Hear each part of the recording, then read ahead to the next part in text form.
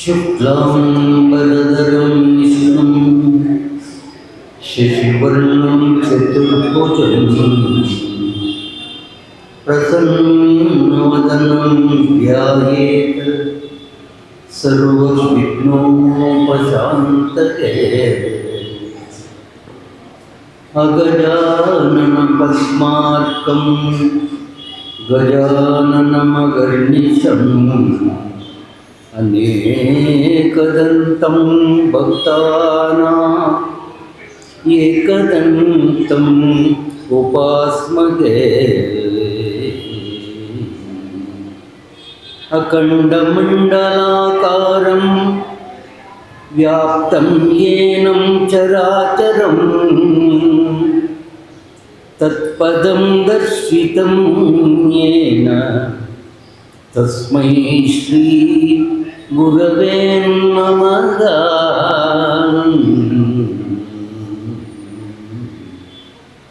शङ्करं शङ्कराचार्यं केशवं सूत्रभाष्यकृतं वन्दे भगवन्तं पुनः पुनः।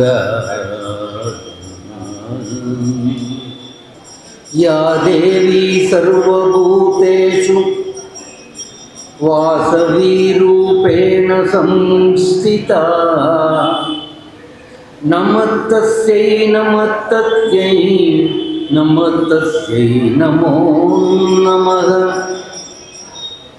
पेनगुण्डपुरवासिनी सकलपापविनाशिनी देवी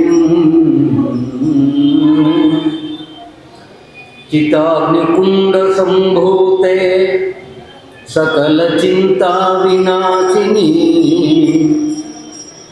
आर्यवैश्यकुलसम्पन्ने सकल ऐश्वर्यधाते वासवी कन्यका परमेश्वरी तव पादारविन्दं शिरसा नमामि।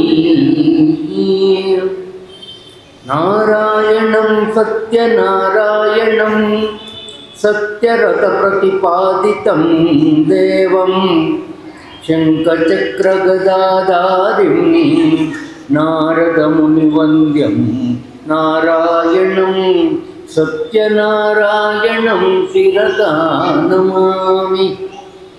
नमः सूर्याय चन्द्राय मंगलाय बुधाय च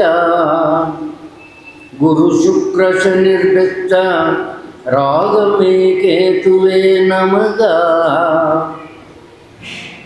कृष्ण कृष्ण महायोगिन् विश्वात्मने विश्वभावनने प्रसन्ना पाहि गोविन्द गोविन्द गोविन्द गोविन्द। श्रीराघवं राजीवलोचनं रघुकुलान्वयरत्नदीपम् आजानुबाहुम् अरविन्ददलायताक्षं रामं भजे श्यामलम्। गंगावतरंगं रमणीयजटिकलामं गौरी निरन्तरं विभूषितवामभागं नारायणप्रियं मनङ्गमन्दापहारं कैलासपुरवतीं भजे शङ्करं मनोजवं मारुततुल्यवेगं जितेन्द्रियं बुद्धिमतां वरिष्ठं वातात्मजं वानरयूथमुख्यं श्रीरामदूतं शिरसा नमामि। तिणिकिदनु पणिराय रामायणದ ಕವಿಗಳ ಭಾರಕ್ಕೆ ತಿಣಿಕಿದನು ಪಣಿರಾಯ ರಾಮಾಯಣದ ಕವಿಗಳ ಭಾರಕ್ಕೆ ತಿಣುಕಿದನು ಪಣಿರಾಯ ಎತ್ತ ನೋಡಿದರತ್ತ ಸುತ್ತಿಯುವುದು ರಾಮನೆತ್ತ ಎಲ್ಲಿಂದ ಎಂದಿಯ ನೀ ಸಲ್ಲವಲ್ಲನು ರಾಮ ರಾಮ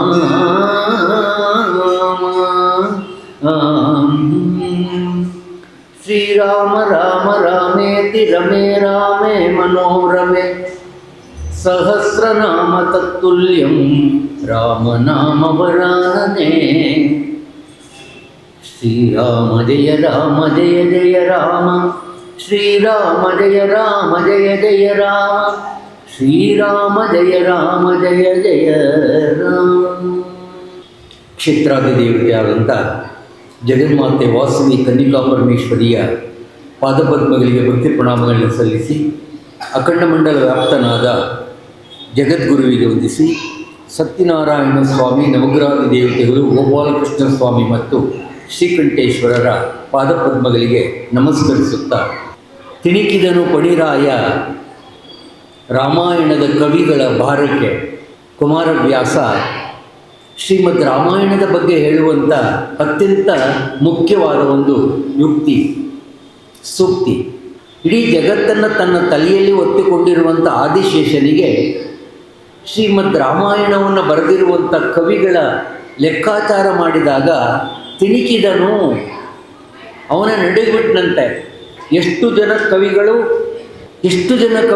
ಎಷ್ಟು ವಿಧವಾಗಿ ಶ್ರೀಮದ್ ರಾಮಾಯಣವನ್ನು ವರ್ಣನೆ ಮಾಡಿದ್ದಾರೆ. ಅವರವರ ಕಲ್ಪನೆಗೆ ತಕ್ಕಂತೆ ಒಂದು ಕಡೆ ವಾಲ್ಮೀಕಿ, ಇನ್ನೊಂದು ಕಡೆ ತುಳಸಿದಾಸರು, ಇನ್ನೊಂದು ಕಡೆ ಕಂಬಕವಿ, ಒಬ್ಬರೇ ಇಬ್ಬರೇ ಸಾವಿರಾರು ಜನ. ಇವತ್ತಿನವರಿಗೆ ಎಷ್ಟು ಲೆಕ್ಕಾಚಾರವೇ ಇಲ್ಲ. ಅಂತಹ ಶ್ರೀರಾಮನ ಚರಿತ್ರೆಯನ್ನು ಆದಿಶೇಷನೇ ಹೊತ್ತು ಅದನ್ನು ತಡೆದುಕೊಳ್ಳುವುದಕ್ಕೆ ಸಾಧ್ಯ ಇಲ್ಲದೇ ಇದ್ದಂಥ ಸತ್ಕಥಾಶ್ರವಣ ಶ್ರೀಮದ್ ರಾಮಾಯಣ ಕಥಾಶ್ರವಣ. ಅದರಲ್ಲಿ ಬರುವಂಥ 7 ಕಾಂಡ, ಸಪ್ತ ವ್ಯಸನಗಳನ್ನು ಕಳೆದುಕೊಂಡು ಮುಕ್ತರಾಗಿ ಮುಕ್ತಿಯನ್ನು ಸುಲಭವಾಗಿ ಪಡೆಯುವುದಕ್ಕೆ ಸೂತ್ರ ರಾಮಾಯಣ. ಯಾರು ರಾಮ ಹೋದ ದಾರಿಯಲ್ಲಿ ಹೋಗ್ತಾರೋ ಅವರಿಗೆ ರಾಮನಂತೆ ಮುಕ್ತಿ ಸಿಕ್ಕುವುದು ಖಂಡಿತ. ರಾಮಾಯಣ ಅಂದರೇನು? ರಾಮ ಅಯಣ, ಅಯಣ ಅಂದರೆ ದಾರಿ, ರಾಮ ಹೋದ ದಾರಿ. ನ್ಯಾಯ, ಧರ್ಮ, ನೀತಿ, ಪರೋಪಕಾರ ಇವೆಲ್ಲವೂ ಕೂಡ ರಾಮನಲ್ಲಿ ಇದ್ದಂಥ 16 ಗುಣಗಳು. ಆ ಗುಣಗಳನ್ನು ನಾವುಗಳು ನಮ್ಮ ಶಕ್ತಿಗೆ ತಕ್ಕಂತೆ ಅನುಗುಣ ಮಾಡಿಕೊಂಡು ನಡೆದದ್ದೇ ಆದರೆ ನಮಗೂ ಕೂಡ ಮುಕ್ತಿ ಸುಲಭ ಸಾಧ್ಯ ಅನ್ನುವ ಸೂತ್ರವನ್ನು ಹೇಳುವುದೇ ಶ್ರೀಮದ್ ರಾಮಾಯಣ. ರಾಮ ಎಂದರೆ ಕಾಮದ ಹಂಗಿಲ್ಲ, ಕೃಷ್ಣ ಎಂದರೆ ಕಷ್ಟ ಒಂದಿಷ್ಟಿಲ್ಲ, ಶಿವ ಎಂದರೆ ಭವದ ಭಯವಿಲ್ಲ. ರಾಮಕೃಷ್ಣ ಶಿವ ಎನ್ನಬಾರದೆ ಅಂದರು ಜ್ಞಾನಿಗಳು, ಅಪರೋಕ್ಷ ಜ್ಞಾನಿಗಳು. ರಾಮ ಎಂದರೆ ಕಾಮದ ಹಂಗಿಲ್ಲ, ನಾನು ನನ್ನದು, ನನಗೋಸ್ಕರ, ನನ್ನ ಹೆಂಡತಿ, ನನ್ನ ಮಕ್ಕಳು, ನನ್ನ ಮನೆ, ನನ್ನ ಆಸ್ತಿ ಯಾವುದೂ ಇರೋದಿಲ್ಲ ರಾಮನನ್ನು ನೈಜವಾಗಿ ನಂಬಿದ ಮೇಲೆ. ಕೃಷ್ಣ ಎಂದರೆ ಕಷ್ಟವೇ ಇಲ್ಲ. ಇಡೀ ಜೀವನದಲ್ಲಿ ಪಾಂಡವರು ಪಟ್ಟಂಥ ಕಷ್ಟವನ್ನು ನಾವು ನೀವು ಪಡುವುದಕ್ಕೆ ಸಾಧ್ಯ ಇಲ್ಲ. ಆದರೂ ಪಾಂಡವರು ನಾವು ಕಷ್ಟಪಟ್ಟಿದ್ದೇವೆ ಅಂತ ಹೇಳ್ಕೊಳ್ಳಿಲ್ಲ. ಕೊನೆಯವರೆಗೂ ಸುಖವಾಗೇ ಇದ್ದರು. ಯಾಕೆ? ನಿರಂತರವಾಗಿ ಕೃಷ್ಣನನ್ನು ಸ್ಮರಣೆ ಮಾಡ್ತಾಯಿದ್ರು ಅವರು. ಆದ್ದರಿಂದಲೇ ಕೃಷ್ಣ ಎಂದರೆ ಕಷ್ಟ ಒಂದಿಷ್ಟಿಲ್ಲ. ಇನ್ನು ಶಿವ ಎಂದರೆ ಭವದ ಭಯ ಇಲ್ಲ. ಶಿವ ಎಂದರೆ ಭವ ಅಂದರೆ ಸಂಸಾರ ಅಂತ ನಾವು ತಿಳ್ಕೊಳ್ತೇವೆ.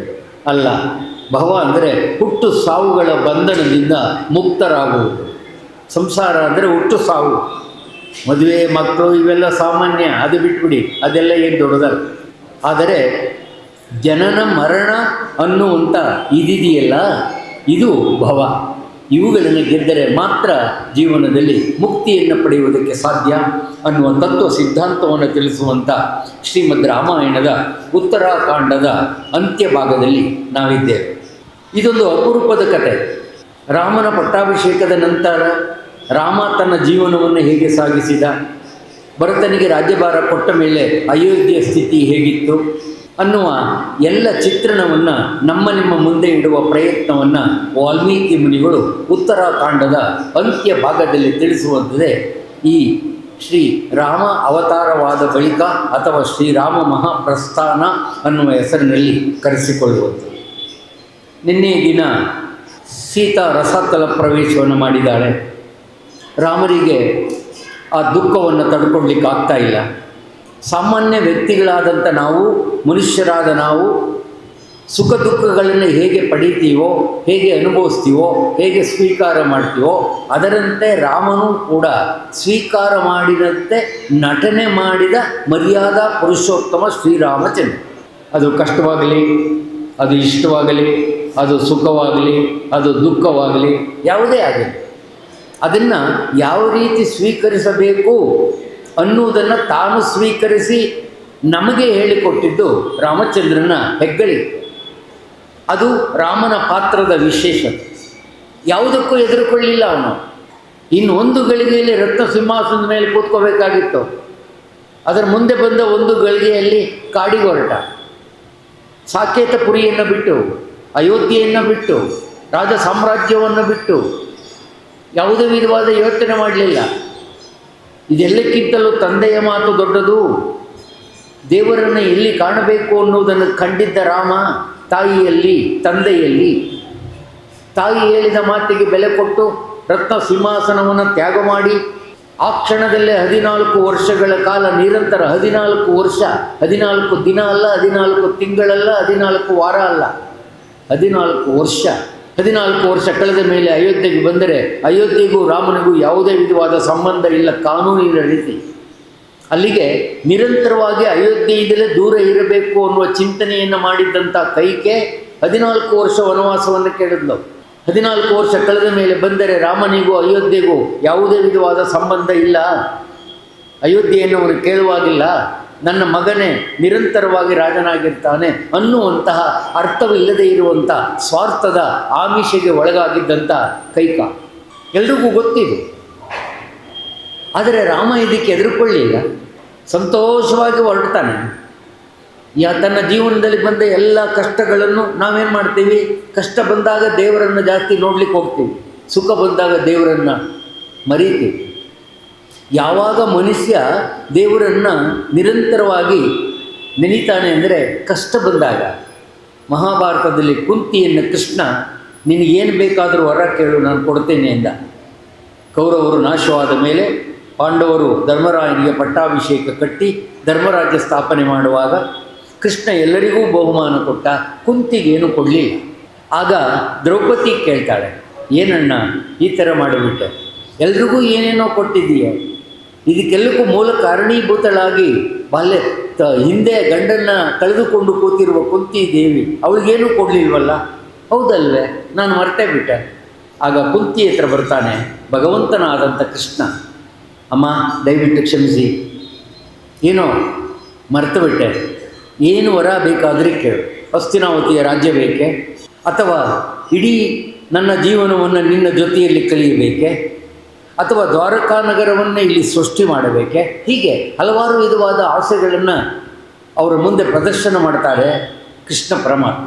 ಹೇ ಭಗವಂತ, ನನಗೇನು ಬೇಡ, ಯಾಕೆ ಏನೂ ಬೇಡ ಅಂತ ಅಂದಕ್ಕೆ ನಾನು ಏನು ಬೇಡ ಅಂತ ಇಲ್ಲ, ನಾನು ಒಂದನ್ನು ಕೇಳ್ತೀನಿ, ಅದನ್ನು ನೀನು ಕೊಡಬೇಕು. ಆಯ್ತು, ಕೊಡುವುದಾದರೆ ಪರಿಪರಿಯ ಕಷ್ಟಗಳ ಪದೇ ಪದೇ ನನಗೆ ಕೊಡು ಕೃಷ್ಣ. ಕೊಡುವುದಾದರೆ ಪರಿಪರಿಯ ಕಷ್ಟಗಳ ಪದೇ ಪದೇ ನನಗೆ ಕೊಡು. ಇವತ್ತಿನವರೆಗೂ ಕಷ್ಟದಲ್ಲೇ ಬಂದಿದ್ದಾಳೆ, ಈಗೇನೋ ಒಂದು ಸ್ವಲ್ಪ ಸುಖ ಸಿಗ್ತಾ ಇದೆ, ಆದರೂ ಆವಾಗಲೂ ಕಷ್ಟ ಬೇಕು ಅಂತ ಕೇಳ್ಕೊಳ್ಳುವಂಥ ಮನಸ್ಸನ್ನು ಸಿದ್ಧ ಮಾಡಿಕೊಂಡಿದ್ದವಳು ಕೈಕೆ. ನಾವು ಹಾಗಿರ್ತೀವ? ಕೈಕೆಯಂತೆ ನಾವು ಆಗಬೇಕು, ದ್ರೌಪದಿಯಂತೆ ನಾವು ಆಗಬೇಕು, ಧರ್ಮರಾಯನಂತೆ ನಾವು ಆಗಬೇಕು, ಅರ್ಜುನನಂತೆ ಭೀಮನಂತೆ ಆಗಬೇಕು ಅನ್ನುವುದನ್ನು ತಿಳಿದುಕೊಳ್ಳುವುದಕ್ಕೆ ಮಹಾಭಾರತ ಶ್ರವಣ, ಸುಮ್ಮನೆ ಕೇಳಿಬಿಡೋದಲ್ಲ. ಆದ್ದರಿಂದ ನನಗೆ ನೀನು ಕೊಡುವುದಾಗಿದ್ದರೆ ಪರಿಪರಿಯ ಕಷ್ಟಗಳ ಪದೇ ಪದೇ ನನಗೆ ಕೊಡು. ನೀನು ಕಷ್ಟ ಕೊಟ್ಟರೆ ನಾವು ಕೃಷ್ಣ ಅಂತೀವಿ, ಆ ಕಷ್ಟದ ನೆಪದಲ್ಲಿ ಕೃಷ್ಣ ಅಂದಾಗ ನಮಗೆ ಪುಣ್ಯ ಪ್ರಾಪ್ತಿ, ಪಾಪ ನಾಶವಾಗುತ್ತೆ, ಮುಕ್ತಿ ಸಿಗುತ್ತೆ. ಎಂಥ ಗಂಭೀರವಾದ ಒಂದು ಮಾತು ಅಂದರೆ ಎಷ್ಟು ಆಲೋಚನೆ ಮಾಡಿರಬೇಕು ಕುಂತಿದೇವಿ. ಅವ ಕೇಳ್ಕೊಳ್ಳೇ ಇಲ್ಲ, ನನಗೆ ಕಷ್ಟವನ್ನೇ ಕೊಡು. ಇದ್ಲ ಕೊನೆಗೋಳು ಇರಲಿಲ್ಲ, ವಾನಪ್ರಸ್ಥಾಶ್ರಮಕ್ಕೆ ಹೋದ್ಲು. ಗಾಂಧಾರಿ ಮತ್ತು ಧೃತರಾಷ್ಟ್ರನ ಜೊತೆಯಲ್ಲಿ ಧರ್ಮರಾಯ ಆಳ್ವಿಕೆ ಮಾಡಿದಾಗ ಸುಖ ಪಡಲೇ ಇಲ್ಲ ಅವಳು, ವಾನಪ್ರಸ್ಥಾಶ್ರಮಕ್ಕೆ ಹೋದ್ಲು. ಏಕೆಂದರೆ ಕಷ್ಟದಿಂದಲೇ ಬಂದ ದೇಹ ಕಷ್ಟದಲ್ಲೇ ಮುಕ್ತವಾಗಬೇಕು. ಅಕಸ್ಮಾತ್ ಮಧ್ಯಂತರದಲ್ಲಿ ನಾವು ಏನಾದರೂ ಶ್ರೀಮಂತರಾಗಬೇಕು ಅಂತ ಮಾಡಿದ್ರೆ ಬೇರೆಯವ್ರ ಕಣ್ಣಿಗೆ ಕಾಣ್ತೀವಿ, ಮಾನವೂ ಹೋಗುತ್ತೆ, ಮರ್ಯಾದೆಯೂ ಹೋಗುತ್ತೆ, ದುಡ್ಡು ಉಳಿಯೋದಿಲ್ಲ, ಮುಗಿದಾಯ್ತು. CBIನವ್ರ ಮನೆ ಮುಂದೆ ಬಂದು ನಿಂತ್ಕೊಂಡ್ರೆ ಬದುಕಿದ್ರೇನು ಸತ್ರೇನು? ಮಾಡಿದ ಒಂದೇ ಒಂದು ತಪ್ಪನ್ನು ಮುಚ್ಚಿಕೊಳ್ಳುವುದಕ್ಕೆ ಎಷ್ಟು ಕಷ್ಟಪಡ್ತೇವೆ ನಾವು ಮನೆಯಲ್ಲಿ. ಯಾರಿಗೋ ಏನೋ ಕೊಡಬೇಕು, ಯಾರಿಗೋ ಏನೋ ಮಾತು ಕೊಟ್ಟಿದ್ದೀವಿ, ಅವ್ರು ಬಂದು ಮನೇಲಿ ಕೇಳಿಬಿಟ್ರೆ ಮನೇಲಿ ನಮ್ಮ ಮಾನ ಹೋಗುತ್ತೆ. ದಿವಸ ನಾವು ಹೋರಾಡ್ತೀವಿ ಅದಕ್ಕೋಸ್ಕರ. ಯಾಕೆ? ನಮ್ಮ ಅಸ್ತಿತ್ವವನ್ನು ಕಳ್ಕೊಳ್ಬಾರ್ದು ಅಂತ.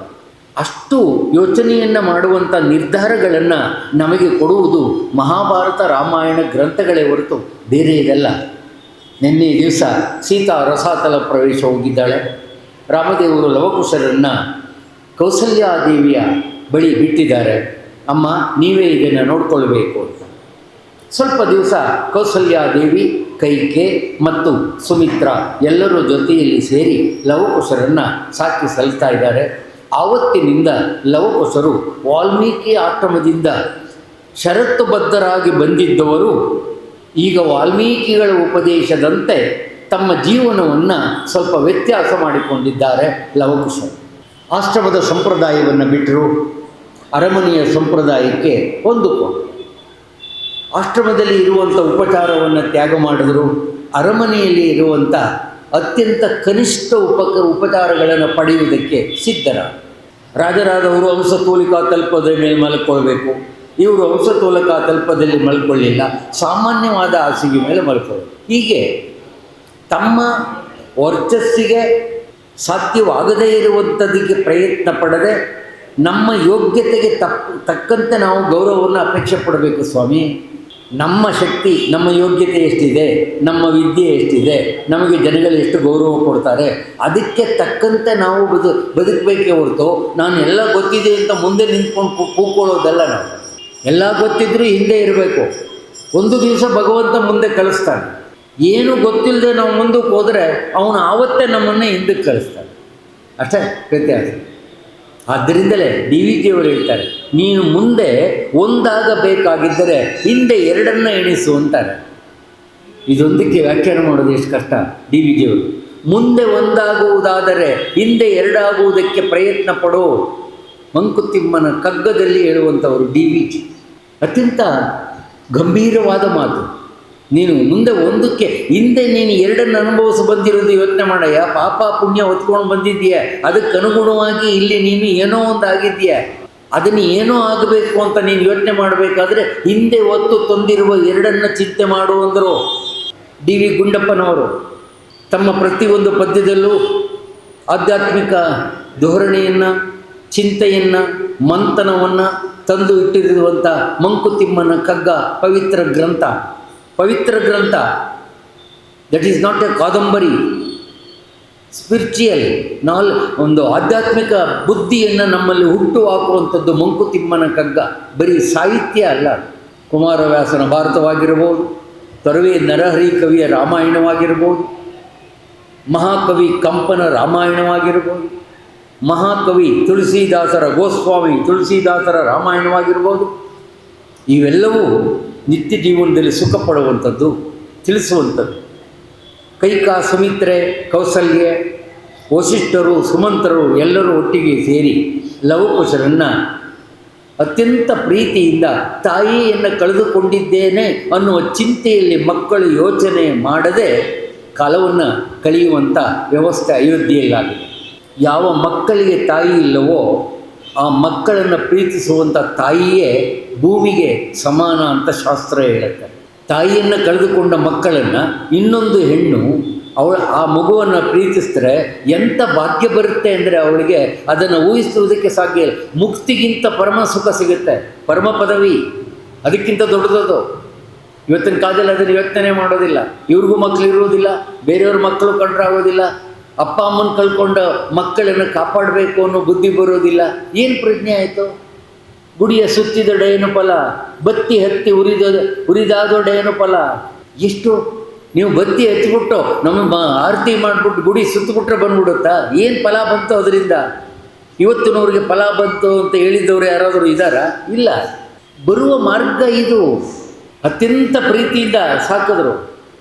ಮಕ್ಕಳು ನಾವು ತಾಯಿಯನ್ನು ಕಳೆದುಕೊಂಡಿದ್ದೇವೆ ಅನ್ನುವ ಚಿಂತೆಯೇ ಮಕ್ಕಳಿಗೆ ಬಾರದೇ ಇರುವ ರೀತಿ ಅತ್ಯಂತ ಸೂಕ್ಷ್ಮ ಇದು. ಹೇಗಾದರೂ ವಾಲ್ಮೀಕಿಗಳು 6 ತಿಂಗಳು ಬಿಟ್ಕೊಂಡು ಬರ್ತಾರೆ ನೋಡೋಣ ಅಂತ. ಮಕ್ಕಳು ಸುಭಿಕ್ಷವಾಗಿದ್ದಾರೆ, ಆರೋಗ್ಯವಂತರಾಗಿದ್ದಾರೆ, ದೃಢಕಾಯರಾಗಿದ್ದಾರೆ. ಕಂಠಸಿರಿ ಇನ್ನೂ ವೃದ್ಧಿಯಾಗಿದೆ. ಕಂಠಸಿರಿ ಸಾಧನೆ ಆಗ್ತಾ ಇರಬೇಕು. ಅದಕ್ಕೆ ಪ್ರತಿನಿತ್ಯ ಮಾತಾಡೋರಿಗೆ ಗಂಟ್ಲು ಒಣಗೋದಿಲ್ಲ, ಮತ್ತೆ ಶಾರ್ಪ್ ಆಗುತ್ತೆ. ವಾರಕ್ಕೊಂದು ದಿವಸ ಮಾತಾಡೋರಿಗೆ ಇಲ್ಲದೆ ತಾಪತ್ರೆ ಬರುತ್ತೆ. ನಿಂತ್ಕೊಳ್ಳೋಕೆ ಮೊದಲೇ ಕೆಮ್ಮು ಶುರು ಮಾಡ್ತಾನೆ. ಪ್ರತಿನಿತ್ಯ ಮಾತಾಡೋರಿಗೆ ಅದಾಗೋದಿಲ್ಲ, ಯಾಕೆಂದರೆ ಅದು ಸಾಧನೆ. ಪ್ರತಿನಿತ್ಯ ಮಾತಾಡಲೇಬೇಕು ಅಂತ. ಅದು ಆಧ್ಯಾತ್ಮಿಕ ಚಿಂತನೆಯಲ್ಲಿ ಮಾತಾಡುವಂಥ ಕಂಠಸಿರಿ ಇದೆಯಲ್ಲ, ಅಲ್ಲಿ ಶಾರದೆಯೇ ಬಂದು ನಿಂತ್ಕೊಳ್ತಾಳೆ ನಾಲಿಗೆಯಲ್ಲಿ. ಕುಣಿದಾದಳು ಶಾರದೆ ಅಂತ ಹೇಳ್ತಾರೆ. ವಾಲ್ಮೀಕಿಗಳು 6-7 ತಿಂಗಳಾದ ಮೇಲೆ ಬಂದರು. ಮಕ್ಕಳನ್ನು ನೋಡಿ ಬಹಳ ಆನಂದವಾಯಿತು. ಅವರನ್ನು ಕರೆದು ಮುದ್ದು ಮಾಡಿ, ಹೇಗಿದ್ದೀರಿ ಲವಕುಶರೇ ಅಂತ ಕೇಳ್ತಾರೆ. ಮಕ್ಕಳು ಬಾಯಿ ತುಂಬ ಮಾತಾಡ್ತಾರೆ. ಎಲ್ಲರಿಗೂ ಆಶ್ಚರ್ಯ ಉಂಟು ಮಾಡುವಂಥ ಒಂದೇ ಒಂದು ಮಾತು ಲವಕುಶರ ಬಾಯಲ್ಲಿ ಬಂದದ್ದು ಇವತ್ತಿಗೂ ರಾಮಾಯಣದಲ್ಲಿ ಜಿಜ್ಞಾಸೆಯಾಗಿದೆ. ಅದನ್ನು ಇವತ್ತು ವಾದವಿದಾದಲ್ಲಿ ಚಿಂತನ ಮಂಥನ ಮಾಡುವಂಥ ಒಂದು ವಿಷಯ. ಏನದು? ಗುರುಗಳೇ, ಅಮ್ಮ ನಮ್ಮನ್ನು ಬಿಟ್ಟು ಹೋಗಿದ್ದಾಳೆ ಎನ್ನುವ ಚಿಂತೆಯೇ ನಮಗೆ ಗೊತ್ತಿಲ್ಲ ಅಂದರು ಮಕ್ಕಳು. ಬಹಳ ಗಂಭೀರವಾದದ್ದಿದು. ಇದನ್ನು ಮಾತ್ರ ನಾವು ಊಹಿಸುವುದಕ್ಕೂ ಸಾಧ್ಯ ಇಲ್ಲ, ಅದರ ಬಗ್ಗೆ ನಾವು ಚಿಂತೆ ಮಾಡಲಿಕ್ಕೂ ಸಾಧ್ಯ ಇಲ್ಲ. ಏನಂದ್ರಿ? ವಾಲ್ಮೀಕಿಗಳು ಕೇಳ್ತಾರೆ ಲವಕುಶರನ್ನು. ಏನು ಹೇಳಿದ್ರಿ? ಗುರುಗಳೇ, ಅಮ್ಮ ನಮ್ಮ ಕಣ್ಮುಂದೆಯೇ ಹೋಗಿದ್ದರೂ ಕೂಡ ಈಗ ಹೋಗಿದ್ದಾಳೆ ಅನ್ನುವ ಅಭಿಪ್ರಾಯವೇ ನಮಗಿಲ್ಲ. ರಾಮನ ಅಂತಃಪುರದಲ್ಲಿರುವ ಬಂಗಾರದ ಪುತ್ಥಳಿ ಕೆಲವು ಸಮಯ ನಮ್ಮ ಜೊತೆಯಲ್ಲಿ ಮಾತಾಡುತ್ತೆ, ಕೆಲವು ಸಲ ನಮ್ಮನ್ನು ತನ್ನ ಕೈಯಲ್ಲಿ ಮುಟ್ಟಿ ಅಪ್ಪಿಕೊಳ್ಳುತ್ತೆ. ಬಂಗಾರದ ಸೀತೆ. ಆದ್ದರಿಂದ ನಮ್ಮಮ್ಮ ನಮ್ಮ ಹತ್ರ ಇಲ್ಲ ಅನ್ನುವಂಥ ಸಹಜವಾದ ಬುದ್ಧಿ ನಮಗೆ ಬಂದಿದೆ. ಆದ್ದರಿಂದಲೇ ನಮ್ಮ ದೇಹ, ನಮ್ಮ ಬುದ್ಧಿ, ನಮ್ಮ ಆರೋಗ್ಯ ಎಲ್ಲವೂ ಚೆನ್ನಾಗಿ.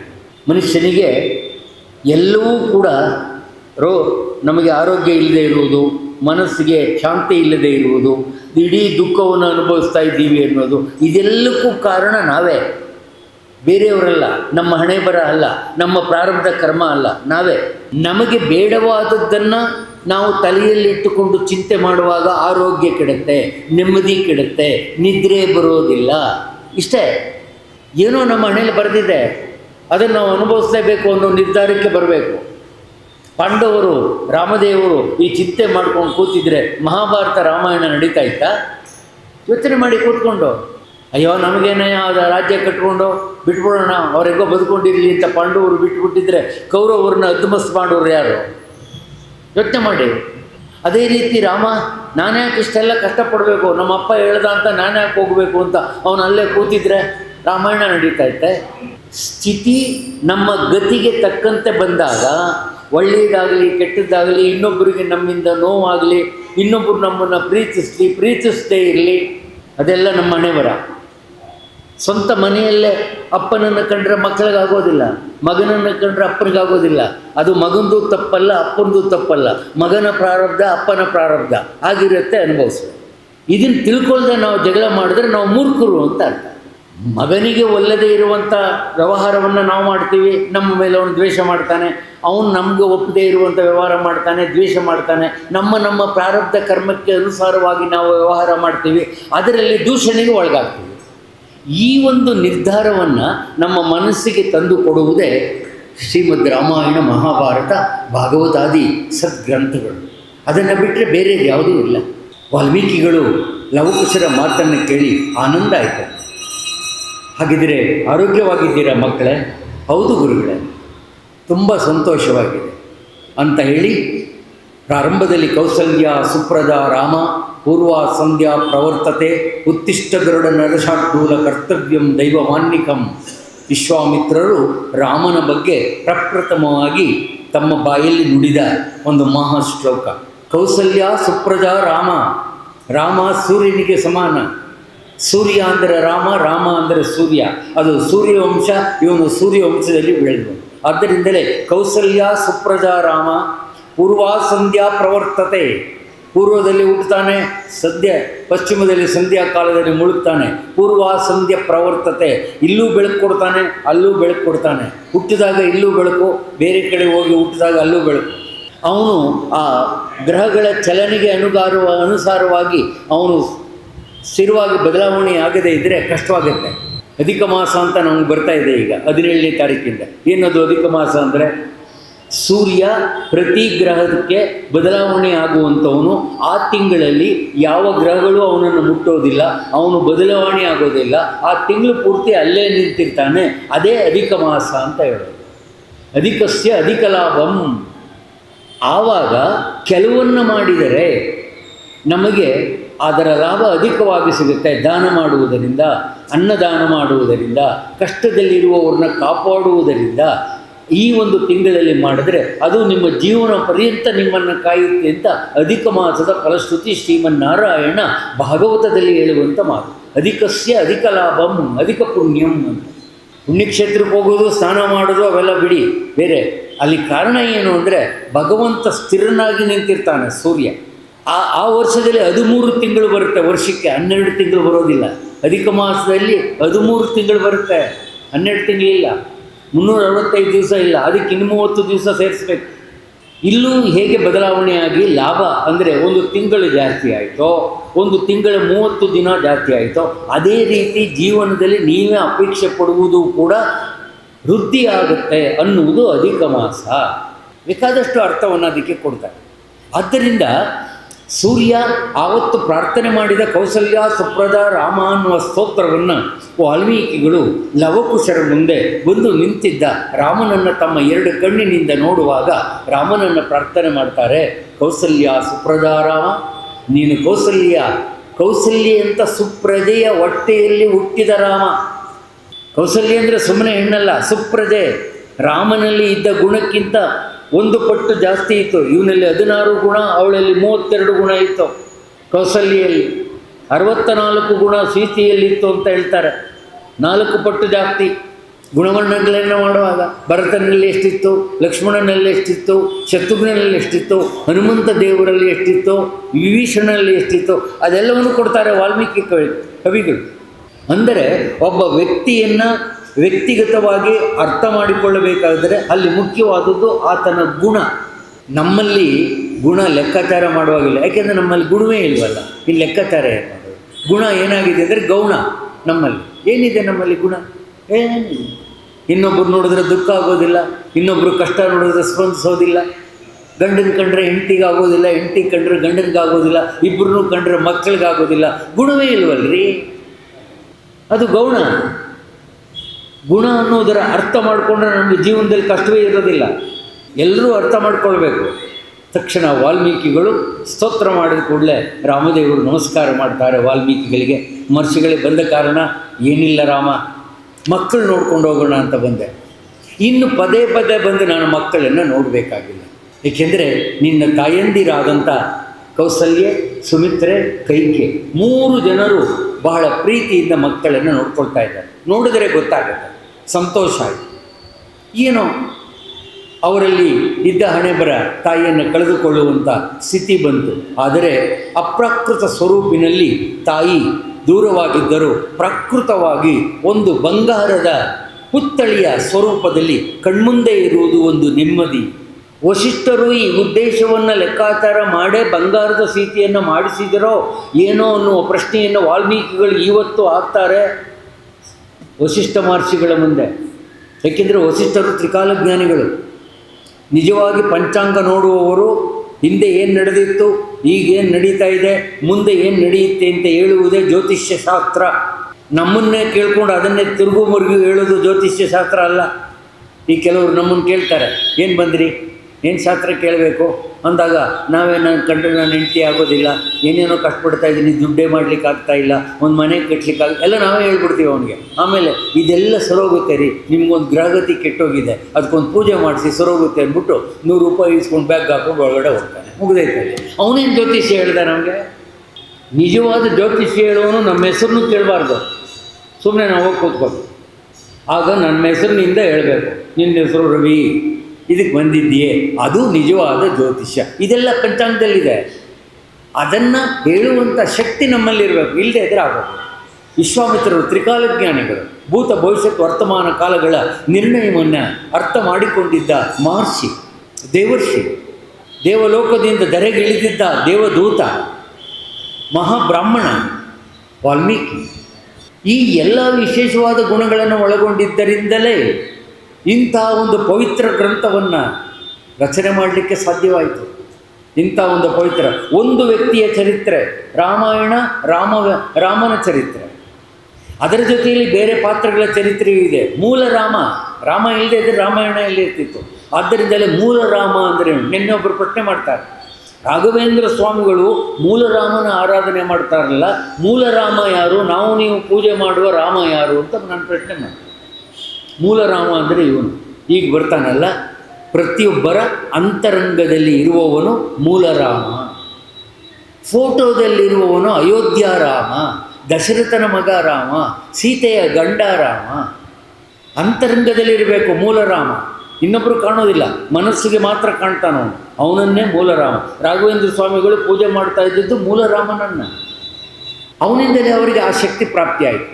ಆದ್ದರಿಂದ ಅಂಥ ರಾಮನನ್ನು ಕಣ್ಣಾರೆ ನೋಡ್ತಾರೆ ವಾಲ್ಮೀಕಿಗಳು. ಸಂತೋಷವಾಯಿತು, ಬಹಳ ಸಂತೋಷವಾಯಿತು. ಮಕ್ಕಳನ್ನು ತುಂಬ ನೋಡಿಕೊಂಡಿದ್ದೀರಿ, ಸಂತೋಷವಾಯಿತು ಅಂತ ಹೇಳಿ ಆವತ್ತಿನ ರಾತ್ರಿ ಅಲ್ಲೇ ಇದ್ದು ಸಾಯಂಕಾಲ ಮಕ್ಕಳಿಂದ ಒಂದು ಕಾರ್ಯಕ್ರಮ ನಡೆಯುತ್ತೆ. ಆ ಕಾರ್ಯಕ್ರಮವನ್ನು ವೀಕ್ಷಿಸಿ ಸಮಾಧಾನವಾಗಿ ಹಿಂತಿರುಗಿದ್ದಾರೆ. ಮಾರನೇ ದಿನ ಬೆಳಿಗ್ಗೆ ಪ್ರಾತಃ ಕಾಲದ ಸಮಯ, ಅಭಿಜಿನ್ ಮುಹೂರ್ತ, ರಾಮದೇವರು ನಿತ್ಯ ಕರ್ಮಗಳನ್ನು ಮುಗಿಸಿ ಸೂರ್ಯ ನಮಸ್ಕಾರ ಮಾಡುವುದಕ್ಕೆ ಅರಮನೆಯ ಮುಂದಿನ ತೋಟದಲ್ಲಿ ಸೂರ್ಯ ನಮಸ್ಕಾರಕ್ಕೆ ಪ್ರತಿನಿತ್ಯ ರಾಮದೇವರು ಸೂರ್ಯ ನಮಸ್ಕಾರ ಮಾಡ್ತಾರೆ. ನಾವು ಇನ್ನೊಬ್ಬರು ನಿಮಗೇನೋ ಕಷ್ಟ ಬಂದಿದೆ, ಆ ಕಷ್ಟ ದೂರ ಆಗುತ್ತೆ, ಒಂದು ದಿವಸ ಒಂದು ವಾರ ಸೂರ್ಯ ನಮಸ್ಕಾರ ಮಾಡಿರಿ ಎಂದರೂ ನಾವು ಮಾಡೋದು. ಎಲ್ಲರೂ ಮಾಡಲಿಕ್ಕೂ ಆಗೋದಿಲ್ಲ, ಅದು ನಮಸ್ಕಾರವೂ ಕಷ್ಟ ಇದೆ, ಮಾಡಲಿಕ್ಕೂ ಬ್ರಾಹ್ಮಿ ಮುಹೂರ್ತದಲ್ಲಿ ಹೇಳಬೇಕು, ಸೂರ್ಯ ಉದಯಿಸುವುದರ ಒಳಗಾಗಿ ನಮಸ್ಕಾರ ಮುಗಿಸಿರಬೇಕು. ಅದೆಲ್ಲ ನಮ್ಮ ಕೈಲಿ ಆಗೋದಿಲ್ಲ. ಏಕೆಂದರೆ ಸೂರ್ಯ ಎದ್ದು ನೆತ್ತಿಗೆ ಬಂದರೂ ನಾವು ಇನ್ನು ಮಲಗೆ ಇರ್ತೀವಿ, ಇನ್ನು ಸೂರ್ಯ ನಮಸ್ಕಾರ ಎಲ್ಲಿ ಮಾಡೋದು? ರಾಮದೇವರು ಸೂರ್ಯ ನಮಸ್ಕಾರ ಮಾಡ್ತಾಯಿದ್ರು. ರಾಮನೇ ಸೂರ್ಯ ಆದರೂ ಕೂಡ ಅವನು ಸೂರ್ಯ ನಮಸ್ಕಾರ ಮಾಡ್ತಿದ್ದ. ದೀರ್ಘದಂಡವಾಗಿ ನೆಲದ ಮೇಲೆ ಶವಾಸನ ತನಕ ಮಲಕ್ಕೊಂಡು ನಮಸ್ಕಾರ ಮಾಡಬೇಕು. ನಮ್ಮ ಶಕ್ತಿ ಇದ್ದಷ್ಟು ಯಾವ ದೇಹದಲ್ಲಿ ಯಾವ ರೋಗವೂ ಇಲ್ಲ, ಎಲ್ಲ ಇಂದ್ರಿಯಗಳು ಒಂದೇ ರೀತಿ ಕಾರ್ಯವನ್ನು ನಿರ್ವಹಿಸ್ತವೆ ಸೂರ್ಯ ನಮಸ್ಕಾರ ಮಾಡುವವರಿಗೆ. ಗುರುಗಳ ಹತ್ರ ಕೇಳಿ ಅವರು ಹೇಳಿದ ರೀತಿ ಸೂರ್ಯ ನಮಸ್ಕಾರ ಮಾಡಬೇಕು. ನಮ್ಮ ಇಷ್ಟ ಬಂದಂಗೆ ಮಾಡಬಾರ್ದು. ಯಾವುದಾದ್ರೂ ಒಂದು ಬುದ್ಧಿವಂತರನ್ನ ಕೇಳಿ ಸೂರ್ಯ ನಮಸ್ಕಾರ ಹೇಗೆ ಮಾಡಬೇಕು ಕೇಳಿ, ಅದಕ್ಕೆ ಯಾವ ಸ್ತೋತ್ರ ಹೇಳಬೇಕು ಕೇಳಿಕೊಂಡು ಮಾಡಬೇಕು. ರಾಮದೇವರು ಪ್ರತಿನಿತ್ಯ ಮಾಡ್ತಾಯಿದ್ರು, ರಾವಣ ಪ್ರತಿನಿತ್ಯ ಮಾಡ್ತಾ ಇದ್ದ. ರಾಕ್ಷಸರು ಅಂತ ನಿಮ್ಮ ದೃಷ್ಟಿಯಲ್ಲಿ ಯಾರ್ಯಾರಿದ್ದಾರೋ ಅವರೆಲ್ಲ ಸೂರ್ಯ ನಮಸ್ಕಾರ ಮಾಡ್ತಾಯಿದ್ರು. ಎಲ್ಲರಿಗೂ ಅತ್ಯಂತ ಒಳ್ಳೆಯ ಶಕ್ತಿ ಬರುವುದೇ ಅದರಲ್ಲಿ. ಎರಡು ವಿಧವಾದ ದೇಹ ಶಕ್ತಿ, ಜ್ಞಾನಶಕ್ತಿ, ಫಿಸಿಕಲ್ ಆ್ಯಂಡ್ ಸ್ಪಿರಿಚುಯಲ್ ಎರಡೂ ಬರುತ್ತೆ. ಎರಡೂ ಆಧ್ಯಾತ್ಮಿಕ ಶಕ್ತಿಯು ಜಾಗೃತವಾಗುತ್ತೆ, ದೇಹದ ಶಕ್ತಿಯು ಜಾಗೃತವಾಗುತ್ತೆ ಸೂರ್ಯ ನಮಸ್ಕಾರದಿಂದ. ಸೂರ್ಯ ನಮಸ್ಕಾರ ಮಾಡಿ ರಾಮದೇವರು ಇನ್ನೇನು ಅರಮನೆ ಕಡೆ ತಿರುಗಬೇಕು ಅಂದಾಗ ಇದ್ದಕ್ಕಿದ್ದಾಗೆ ಸುಮಂತ್ರ ಅಲ್ಲಿ ಬಂದು ನಿಂತಿದ್ದ. ಮಹಾಪ್ರಭುಗಳಿಗೆ ಜಯವಾಗಲಿ ಅಂದ. ಏನಾಯಿತು, ಹೇಗೆ ವಿಚಾರ ತಿಳಿಸೋದು ಅಂತ ಗೊತ್ತಿಲ್ಲ. ವಾಲ್ಮೀಕಿಗಳು ಬಂದು ಹೋಗಿ 3 ತಿಂಗಳಾಗಿದೆ, ಹೇಗೋ ನಡೀತಾ ಇತ್ತು. ಇವತ್ತು ಇದ್ದಕ್ಕಿದ್ದಾಗೆ ಒಂದು ನಿಮಗೆ ಸಂತೋಷವನ್ನು ತರದೇ ಇದ್ದಂಥ ಒಂದು ವಾರ್ತೆಯನ್ನು ಅನಿವಾರ್ಯವಾಗಿ ನಿಮಗೆ ನಾನು ತಿಳಿಸಬೇಕಾಗಿದೆ ಮಹಾರಾಜ ಅಂದರು ಮಹಾಮಂತ್ರಿ ಸುಮಂತ್ರ. ಏನಾಯಿತು ಹೇಳಿ, ಪರವಾಗಿಲ್ಲ. ಏನಿಲ್ಲ, ಹಿರಿಯ ರಾಣಿಯಾದಂಥ ಕೌಸಲ್ಯಾದೇವಿಗೆ ಆರೋಗ್ಯದಲ್ಲಿ ಏರುಪೇರಾಗಿದೆ. ಪಂಡಿತರನ್ನು ಕರೆಸಿದ್ದೇನೆ, ಪಂಡಿತರು ಎಲ್ಲವನ್ನು ನೋಡಿದರೂ ಕೂಡ ತೀರ್ಮಾನವನ್ನು ಸರಿಯಾದ ರೀತಿಯಲ್ಲಿ ಕೊಡ್ತಾ ಇಲ್ಲ. ರಾಮದೇವರನ್ನು ತಕ್ಷಣ ಕರ್ಕೊಂಡು ಬನ್ನಿ ಅಂತ ಆಜ್ಞೆ ಮಾಡಿದ್ದಾರೆ. ಆದ್ದರಿಂದ ಈ ವಿಚಾರವನ್ನು ತಮಗೆ ತಿಳಿಸಲಿಕ್ಕೆ ಬಂದಿದ್ದೇನೆ. ಸುಖ ದುಃಖೆ ಸಮೀಕೃತ್ವ ಲಾಭಾಲಾಭವು ಜಯಾಜಯವು. ಇಷ್ಟು ಹೊತ್ತು ತಮ್ಮ ಮಕ್ಕಳ ಸಂತೋಷದ ಸ್ಥಿತಿಯನ್ನು ನೆನೆಸ್ಕೊಂಡು ಕೂತಿದ್ದಂತಹ ರಾಮದೇವರು, ವಾಲ್ಮೀಕಿಗಳು ಪ್ರಶಂಸೆ ಮಾಡಿದಂತಹ ರಾಮದೇವರು ಅಸಂತೋಷದಲ್ಲಿ ಇದ್ದಾಗಲೇ ಹಿಂದುಗಡೆ ಬಂದಿದ್ದು ಒಂದು ದುಃಖದ ವಾರ್ತೆ. ಸುಖ ದುಃಖೆ ಸಮೀಕೃತ್ವ. ಗೀತೆಯಲ್ಲಿ ಭಗವಂತ ಸನ್ನಿವೇಶಕ್ಕೆ ತಕ್ಕಂತೆ ನಿನಗೆ ದುಃಖ ಬರಲಿ, ಸುಖ ಬರಲಿ, ಸಂತೋಷ ಬರಲಿ, ಎಲ್ಲವನ್ನು ಒಂದೇ ರೀತಿ ತಗೊಳ್ಬೇಕು. ಇವರು ನಮ್ಮವರು ಅಂತ ಬಿಟ್ಟುಕೊಡೋದಲ್ಲ. ಬೇರೆ ಸಮಯದಲ್ಲಿ ನೀನು ಕೌರವರು ನಮ್ಮವರು ಅಂತ ಹೇಳ್ಬೋದಾಗಿತ್ತು. ಭೀಷ್ಮ, ದ್ರೋಣ, ಕೃಪಾ, ಶಲ್ಯ, ಅಶ್ವತ್ಥಾಮ, ಕರ್ಣ ನಮ್ಮವರು ಅಂತ ಹೇಳ್ಬೋದಾಗಿತ್ತು, ನ್ಯಾಯ ಇತ್ತು. ಆದರೆ ಇದು ಯುದ್ಧರಂಗ, ಇದು ಕುರುಕ್ಷೇತ್ರ. ಪಾಂಡವರು ಕೌರವರ ಮೇಲೆ ಯುದ್ಧ ಮಾಡ್ತಾ ಇರುವುದು. ಕೌರವರೇ ಪಾಂಡವರನ್ನು ಕೊಲ್ತಾರೋ, ಪಾಂಡವರೇ ಕೌರವರನ್ನು ಕೊಲ್ತಾರೋ ಅದು ಭಗವಂತನಿಗೆ ಒಪ್ಪಿದ್ದು. ಆದರೆ ಎರಡು ಕಡೆಯವರು ಯುದ್ಧ ಮಾಡಬೇಕಾಗಿರುವುದು ಅನಿವಾರ್ಯ.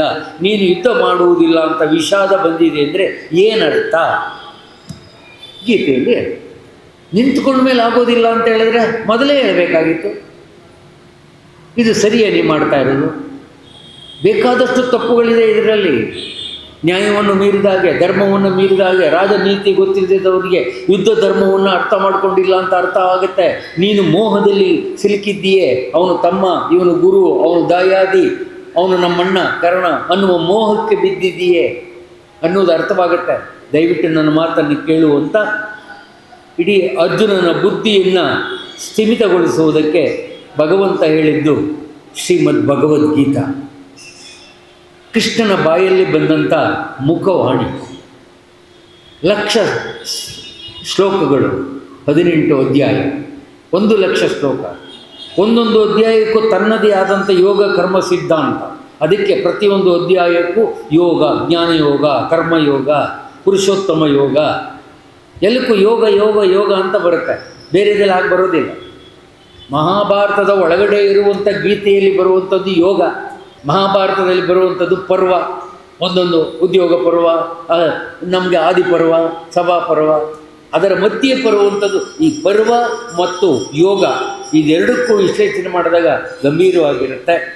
ರಾಮನಿಗೆ ಆಶ್ಚರ್ಯ ಆಯಿತು. ಕೂಡಲೇ ಯಾವ ಸುಮಂತರ ಜೊತೆ ಬರ್ತಾರೆ ಪಂಡಿತರು, 10,000 ಜನ ಪಂಡಿತರು ಕೌಸಲ್ಯ ದೇವಿಯ ಸುತ್ತ ನೆರೆದಿದ್ದಾರೆ. ಕೌಸಲ್ಯೆ ಮಂಚದ ಮೇಲೆ ಮಲಗಿದ್ದಾರೆ. ಉಸಿರು ಏರುಪೇರಾಗಿದೆ. ಆವತ್ತಿನ ಕಾಲದಲ್ಲಿ ಎಲ್ಲ ವಿಧವಾದ ಶುಶ್ರೂಷೆ ಅರಮನೆಯಲ್ಲೇ ಆಗ್ತಾಯಿತ್ತು. ಇವತ್ತಿನಾಗೆ ಆಸ್ಪತ್ರೆ, special ward, ordinary ward, ICU, ICU, ICO ಯಾವ್ಯಾವುದೋ ಇದೆ. ಐ ಸಿ ಭಗವಂತ ನಮ್ಮನ್ನು ಐಸಿ ಅಂತಿರ್ತಾನೆ. ಅವನ ದೃಷ್ಟಿ ಬಿದ್ದ ಮೇಲೆ ನಾವು ICUಗೆ ಹೋಗೋದು ಯಾವಾಗಲೂ ಕೂಡ. ನೀನು ನನ್ನನ್ನೇ ಮರ್ತಿದ್ಯಾ? ನೋಡ್ಕೋತೀನಿ, ನನ್ನ ಕಂಡ್ರೆ ಆಗ್ತಾನೆ ಇಲ್ವಾ? ಓಹೋ ಪರವಾಗಿಲ್ಲ ಅಂತ ಹಂಗೆ ನೋಡಿ ಒಂದು ದಿವಸ ಕಂಡು ಬಿಟ್ಟ ಮೇಲೆ ನಾವು ಹೋಗಿ ಅಲ್ಲಿ ICUನಲ್ಲಿ ಮಲ್ಕೋತೀವಿ ಅಷ್ಟೇ, ಇನ್ನೇನಿಲ್ಲ. ಅದೇ ಅದರ ಅರ್ಥ ಅಂತ. ಆ ದೃಷ್ಟಿಗೆ ನಾವು ಹೋಗಬಾರ್ದು. ಅರಮನೆಯಲ್ಲಿ ಎಲ್ಲ ಅಲ್ಲೇ. ಇವತ್ತಿನ ಕಾಲದಿಂದ ವೈದ್ಯಕೀಯ ವ್ಯವಸ್ಥೆ ಇರಲಿಲ್ಲ. ಹಾಗೇನಿದ್ರು ಆಯುರ್ವೇದ, ಬರೀ ಬೇರು, ಒಂದು ವಿಧವಾದ ಯಾವ ರಸಗಳನ್ನು ಒಳಗೊಂಡಂಥ ಔಷಧಿ, ಇವೇ ಆವತ್ತಿದ್ದದ್ದು. ಎಲ್ಲವನ್ನೂ ಮಾಡ್ತಾ ಇದ್ದಾರೆ. ಅಂತೂ ಇಂತೂ ಕೌಸಲ್ಯಾದೇವಿ ಕೈ ತಪ್ಪುವಂಥ ಸನ್ನಿವೇಶಕ್ಕೆ ತಲುಪಿದ್ದಾರೆ. ಇಡೀ ಅರಮನೆಯಲ್ಲಿ ಸೀತಾದೇವಿ ಹೋದ ಮೇಲೆ ಸೀತಾ ಅರಮನೆ ಒಳಗಡೆನೇ ರಸಾತಲ ಪ್ರವೇಶಕ್ಕೆ ಹೋಗಿದ್ದಾಳೆ. ಸಭಾಂಗಣದಲ್ಲೇ ಅಲ್ಲೇ ಒಳಗಡೆ ಹೋದ್ಲು. ಸೀತೆಗೆ ಯಾವುದೇ ವಿಧವಾದ ಸಂಸ್ಕಾರ ಮಾಡಲಿಲ್ಲ, ಏನೂ ಇಲ್ಲ. ಏಕೆಂದರೆ ಅವಳು ಭೂತಾಯಿಯ ಒಡಲಿಗೆ ಸೇರಿಕೊಂಡಿದ್ದರಿಂದ ಮುಗಿದಾಯ್ತಲ್ಲಿ. ಸಂಸ್ಕಾರ ಇತ್ಯಾದಿ ವಿಶೇಷಗಳು ಏನೂ ನಡೆಯಲಿಲ್ಲ. ಅದೇ ಅರಮನೆಯ ಆವರಣದಲ್ಲಿ 3 ದಿನಗಳ ಕಾಲ ಕೌಸಲ್ಯ ದೇವಿಯ ಪ್ರಾಣ ಅಂತರ ಆಟವನ್ನು ಹೋಗೋದು ಬರೋದು. ಪ್ರಾಣ ಸುಲಭವಾಗಿ ಹೋಗೋದಿಲ್ಲ. ಪ್ರಾಣ ಸುಲಭವಾಗಿ ಹೋಗಬೇಕಾಗಿದ್ದರೆ ಎಷ್ಟು ಯಾಗ ಮಾಡಿರಬೇಕು ಗೊತ್ತಾ? ಎಷ್ಟು ಯೋಗ ಪಡ್ಕೊಂಡಿರಬೇಕು ಗೊತ್ತಾ?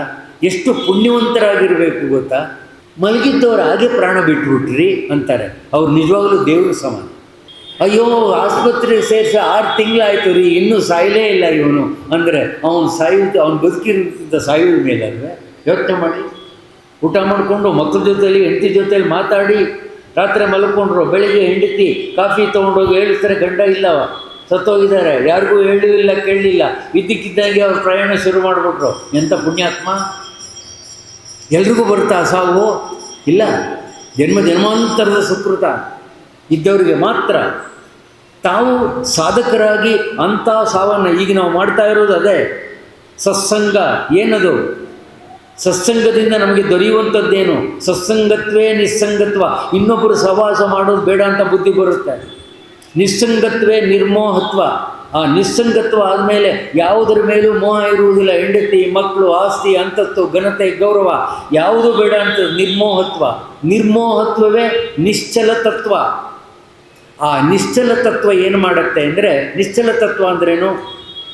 ದೇವರೊಬ್ಬನೇ, ಇನ್ನು ಉಳಿದುದೆಲ್ಲ ಸುಳ್ಳು, ಜಗನ್ಮಿಥ್ಯ, ಬ್ರಹ್ಮ ಸತ್ಯ. ಜಗತ್ತು ಅಂದರೆ ಮೋಹ, ಕಾಮ, ಆಸೆ, ಆಕಾಂಕ್ಷೆ, ಬಂಧು ಬಳಗ, ಇವೆಲ್ಲ ಜಗತ್ತು. ಜಗನ್ಮಿಥ್ಯ, ಬ್ರಹ್ಮ ಸತ್ಯ ಆಚಾರ್ಯ ಶಂಕರರು. ಅದನ್ನು ನಾವು ನೋಡಿದಾಗ ನಮಗೆ ಜೀವನ್ಮುಕ್ತಿ ಸತ್ಸಂಗದಲ್ಲಿ ಸಿಗುವಂಥದ್ದು. ಅದು ಎಲ್ಲವನ್ನು ದೂರ ಮಾಡಿ ನಿಜವಾಗಿ ನಾವು ಏನನ್ನು ಪಡೆಯಬೇಕು ಅನ್ನುವ ನಿರ್ಧಾರದಲ್ಲಿ ಇರಬೇಕೋ ಅದನ್ನು ನಮಗೆ ತಿಳಿಸುವಂಥದ್ದು ಸತ್ಸಂಗ. ಅದು ಬೇರೆ ಬೇರೆ ಪ್ರಾಕಾರಗಳಲ್ಲಿ, ರಾಮಾಯಣ ಇರ್ಬೋದು, ಮಹಾಭಾರತ ಇರ್ಬೋದು, ಭಾಗವತ ಇರ್ಬೋದು, ಇನ್ನೊಂದು ಸತ್ಕಥಾ ಶ್ರವಣ ಇರ್ಬೋದು. 3ನೇ ದಿವಸ ಕೌಸಲ್ಯ ಸ್ಥಿತಿ ಚಿಂತಾಜನಕವಾಗಿದೆ. ಪಂಡಿತರು ಮಂತ್ರಿಗಳನ್ನು ಕರೆದು, ಇಲ್ಲ ಕೈ ಮೀರಿದೆ, ಮುಂದಿನ ಕಾರ್ಯಕ್ರಮವನ್ನು ಕೊನೆಯವರೆಗೂ ನಾಡಿಯನ್ನು ನೋಡಿ ಪರೀಕ್ಷೆ ಮಾಡ್ತಾಯಿದ್ರು ಹಿಂದಿನ ಕಾಲ. ಈಗ ನಾಡಿ ಓಡುವ ಕೆಲವರು ನೋಡ್ತಾರೆ, ಹಿಂದಿನ ಕಾಲದ ಡಾಕ್ಟ್ರುಗಳು ನೋಡ್ತಾರೆ. ಇವತ್ತು ಕೂಡ ನಾಡಿ ನೋಡೋದು ಬಹಳ ಅಪರೂಪ. ನಮ್ಮ ಮನೆ ಹತ್ರ ಓಕ್ಲಿಪುರದಲ್ಲಿ ಈಶ್ವರ್ ಡಾಕ್ಟರ್ ಅಂತಿದ್ದಾರೆ. ಇತ್ತೀಚಿನ ದಿನಗಳಲ್ಲಿ ನಾಡಿ ನೋಡೋ ಡಾಕ್ಟರ್ ನನ್ನ ದೃಷ್ಟಿಯಲ್ಲಿ ಅವರೇ ಈಶ್ವರ್ ಡಾಕ್ಟ್ರು ಅಂತ. ದಿವಸಕ್ಕೆ 2 ಗಂಟೆ ಮಾತ್ರ ಅವ್ರು ತೆಗೆಯೋದು. ಭಾಳ ಸೀನಿಯರ್, ಭಾಳ ವಯಸ್ಸಾಗಿದೆ. ಅಂಥ ಏರಿಯಾದಲ್ಲಿ ಬಹಳ ಒಳ್ಳೆಯ ಡಾಕ್ಟ್ರು. ಕೈ ಮುಟ್ಟಿದರೆ ಸಾಕು, ಅವರು ಔಷಧಿ ಕೊಡೋದೇ ಬೇಡ. ನಾನು ಮೊಟ್ಟ ಮೊದಲು ಹೋದಾಗ ಅವರು ನಾಡಿ ನೋಡೋರು, ಸ್ಕೆಥಾಸ್ಕೋಪು ಏನೂ ಇಟ್ಕೊಂಡೇ ಇಲ್ಲ. ಡಾಕ್ಟ್ರು ಅಂತಾರೆ ಏನೂ ಇಲ್ಲ ಅವ್ರ ಹತ್ರ. ನಾಡಿ ನೋಡಿ, ಇವನೇನೇ ಅವರು. ಅದನ್ನೇ ನೋಡೇ ಇವತ್ತು ಕೂಡ ಅವ್ರು ಮಾಡ್ತಾ ಇರೋದು. ಇವತ್ತಿನ ಕಾಲದ ಯಾವುದೂ ನೋಡೋದಿಲ್ಲ. ಅತ್ಯಂತ ಒಳ್ಳೆಯ ಹೆಸರು ಇರೋದು ಬರೀ ಬೆಳಿಗ್ಗೆ 1 ಗಂಟೆ, ಸಾಯಂಕಾಲ 1 ಗಂಟೆ ಮಾತ್ರ. ಆ 1 ಗಂಟೆ ಅವ್ರು ನೋಡಲಿಕ್ಕೆ 6 ಗಂಟೆಯಿಂದ ಜನ ಕ್ಯೂ ನಿಂತಿರ್ತಾರೆ. 1 ಗಂಟೆ ಅವ್ರ ಕೆಲಸ. ಬೆಳಿಗ್ಗೆ 1 ಗಂಟೆ, ಸಾಯಂಕಾಲ 1 ಗಂಟೆ ಮಾಡಿ ಮನೆ ಹೋಗ್ತಾರೆ. ಎಷ್ಟೋ ದಿವಸದಿಂದಿದ್ದಾರೆ. ಎಲ್ಲವನ್ನೂ ಕೂಡ ಹಿಂದಿನ ಕಾಲದಿಂದಲೇ ನೋಡುವಂಥದ್ದು. ಕೊಡುವಂಥ ಔಷಧಿಗಳು ಅಷ್ಟೇ, ಅದು ಹೆಚ್ಚಿಗೆ ದುಬಾರಿ ಇರೋದಿಲ್ಲ, ಏನಿಲ್ಲ. 100 ರೂಪಾಯಿಯನ್ನು ಮಾಡ್ತಾರೆ ನೋಡಲಿಕ್ಕೆ. ಔಷಧಿ ಬರ್ಕೊಡೋದು ಕಡಿಮೆ ದುಡ್ಡಿದ್ದೆ.